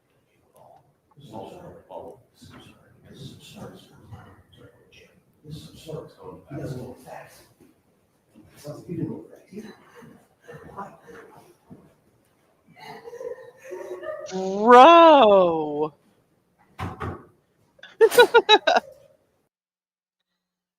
That was the best thing I have seen all day. That was the best. I knew it. Whenever Rubber brought me this, I was kind of like, why are we talking about the most boring freaking thing? What did she do? She like stole his shit and she probably pulled that crap. Can you imagine being that guy's, that guy? Like she stole his backpack because he had another chick. Like you knew you had to know 7 months of just being the booty call. You had to know. You broke up in April. You were still sleeping together all the way through November. When the guy got another girl, he was going to dump you and it was going to be over with. That was it. That's it. Show is over, bro. Show is over. So there was something that came out many, many years ago, and I always make a reference to it. And I think it's hilarious. So we're going to close that. What? You sent me an article with a video just now. A gigantic, like ops or oops? Oops, gigantic oops. Where'd you send it to me? Something we need to do tonight? Is it scary? It's not sad, right? I don't want to end on a sad note. Stop yelling, Abellis. That's what Hannah said. Stop yelling. Oh, there you are. Okay, you're in the back. What? Oh, girl, you are right. That's not okay. All right, let me pull this up. Okay. The tag reads, CEO caught on JUMBOTRON during Coldplay concert leads to affair accusations. I know. Am I yelling? I'm sorry. She wasn't expecting that, was she? No, she got 1 day in jail for every month. She stalked him for every month of booty calls. She got 1 day in jail. She can get over it. Rubber, you need to get off of the internet, go outside and touch grass, girl, because you do not need to be knowing about every single case. You know it? You saw this one? It's funny. Okay, am I going to laugh? Where's the video? Is it in here?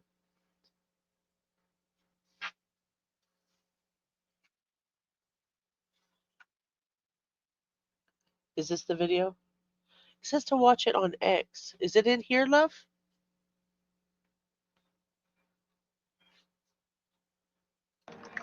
Oh, there it is. Oh, look at these two. All right, come on. You're okay? Oh, what? Either they're having an affair or they're just very shy. Oh. I'm not quite sure. Let's watch it again. Yeah. Oh, look at these two. All right, come on. You're okay? Oh, what? He like literally murmured the word shit. House arrest and 18 months of probation, but she only got 7 months of jail. I mean, 7 months, 7 days of jail. She cried about nothing in particular.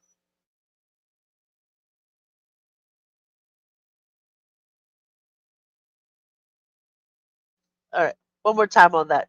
Now read the story. Let's see. He literally murmured the words shit. Like, oh shit. Yeah. Oh, look at these two. All right, come on. You're okay?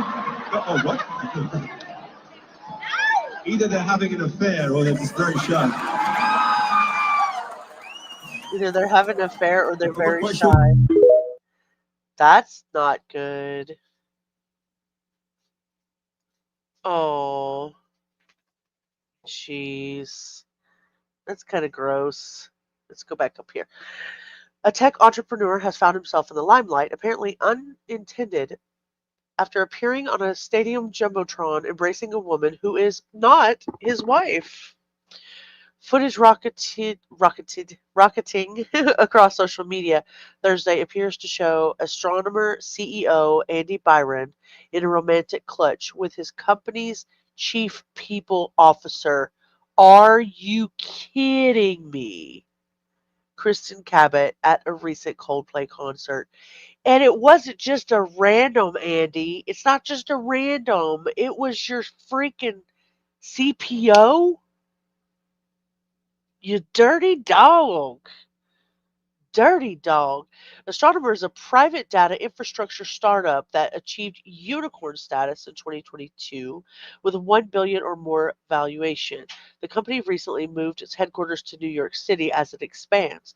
Multiple messages sent by Newsweek to Astronomer, as well as Byron and his wife Megan Kerrigan Byron, were not immediately returned Thursday. It's unclear whether Byron's wife also attended the concert, where footage showed the tech entrepreneur hugging Cabot from behind as Coldplay frontman Chris Martin took note.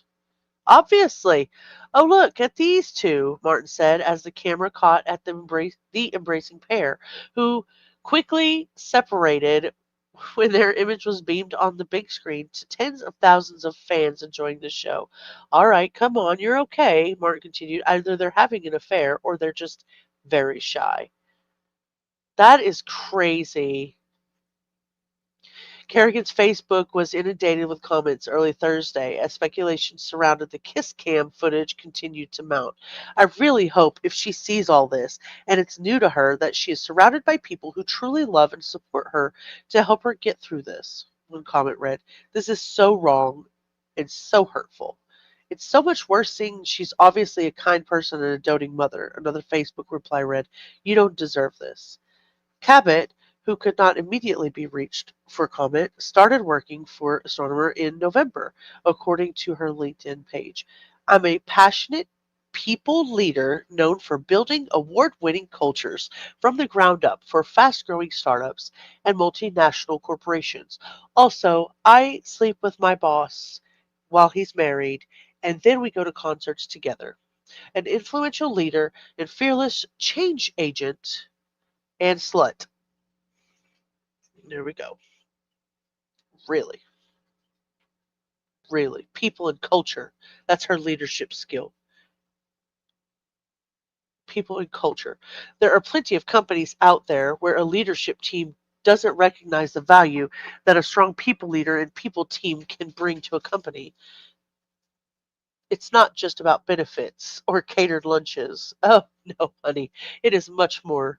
There's much more to it. And I was energized in my conversations with Andy and the Astronomer leadership team about the opportunities that exist in his office under his desk. Just saying. Where are you messaging me, darling? I'm not ignoring you. Ever, ever. I was engaged in the slutty chat. Change agent. Change their marriage status. You know? This is wicked. That's wicked. You trifling hoe. Both of you. Yeah. Oh, look at these two. All right, come on. You're okay? Oh, what? Either they're having an affair or they're just very shy. No excuses. You'll get no symphony. You'll get no symphony from Hio, but you'll get no sympathy either. What a creepazoid. Hello, Katya. Hola, ¿cómo estás? You're moving along. Shh. Moving along. Glad these two cheaters were embarrassed. I'm glad they were embarrassed. I'm going to shut you down. I did like that one, Abellis. I did like that one. Okay. Oh, all right. I've got a couple of minutes of one more video that I want to share just because it's funny, and then we're going to call it a night. And I can't imagine any place where I would have rather been for the last 3.5 hours. So I really, really appreciate you guys hanging out with me and doing all the things and leaving all the chats and showing all the love. Orange Rose had a $4.99 super sticker tonight that said, here's hoping you go live more often. Love you, Hio and chat. Maria sent me a dancing lemon throwing hearts, and lovely Abellas gifted 50 Guardians of Firelight memberships that went to the most amazing community on YouTube. So we're going to watch this and then we're off for the night.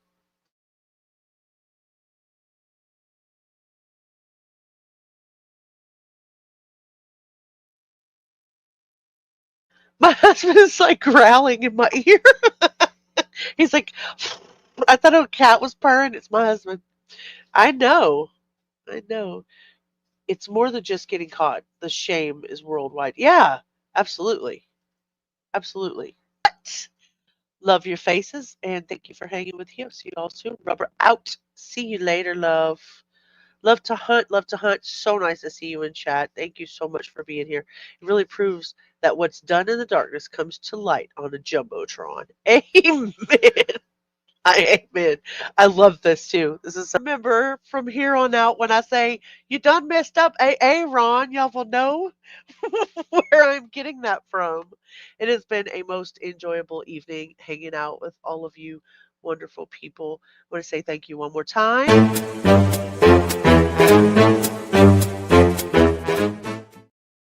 This chat never fails to amaze me. You guys have a wonderful rest of your evening. Thank you for hanging with Hio. See you soon.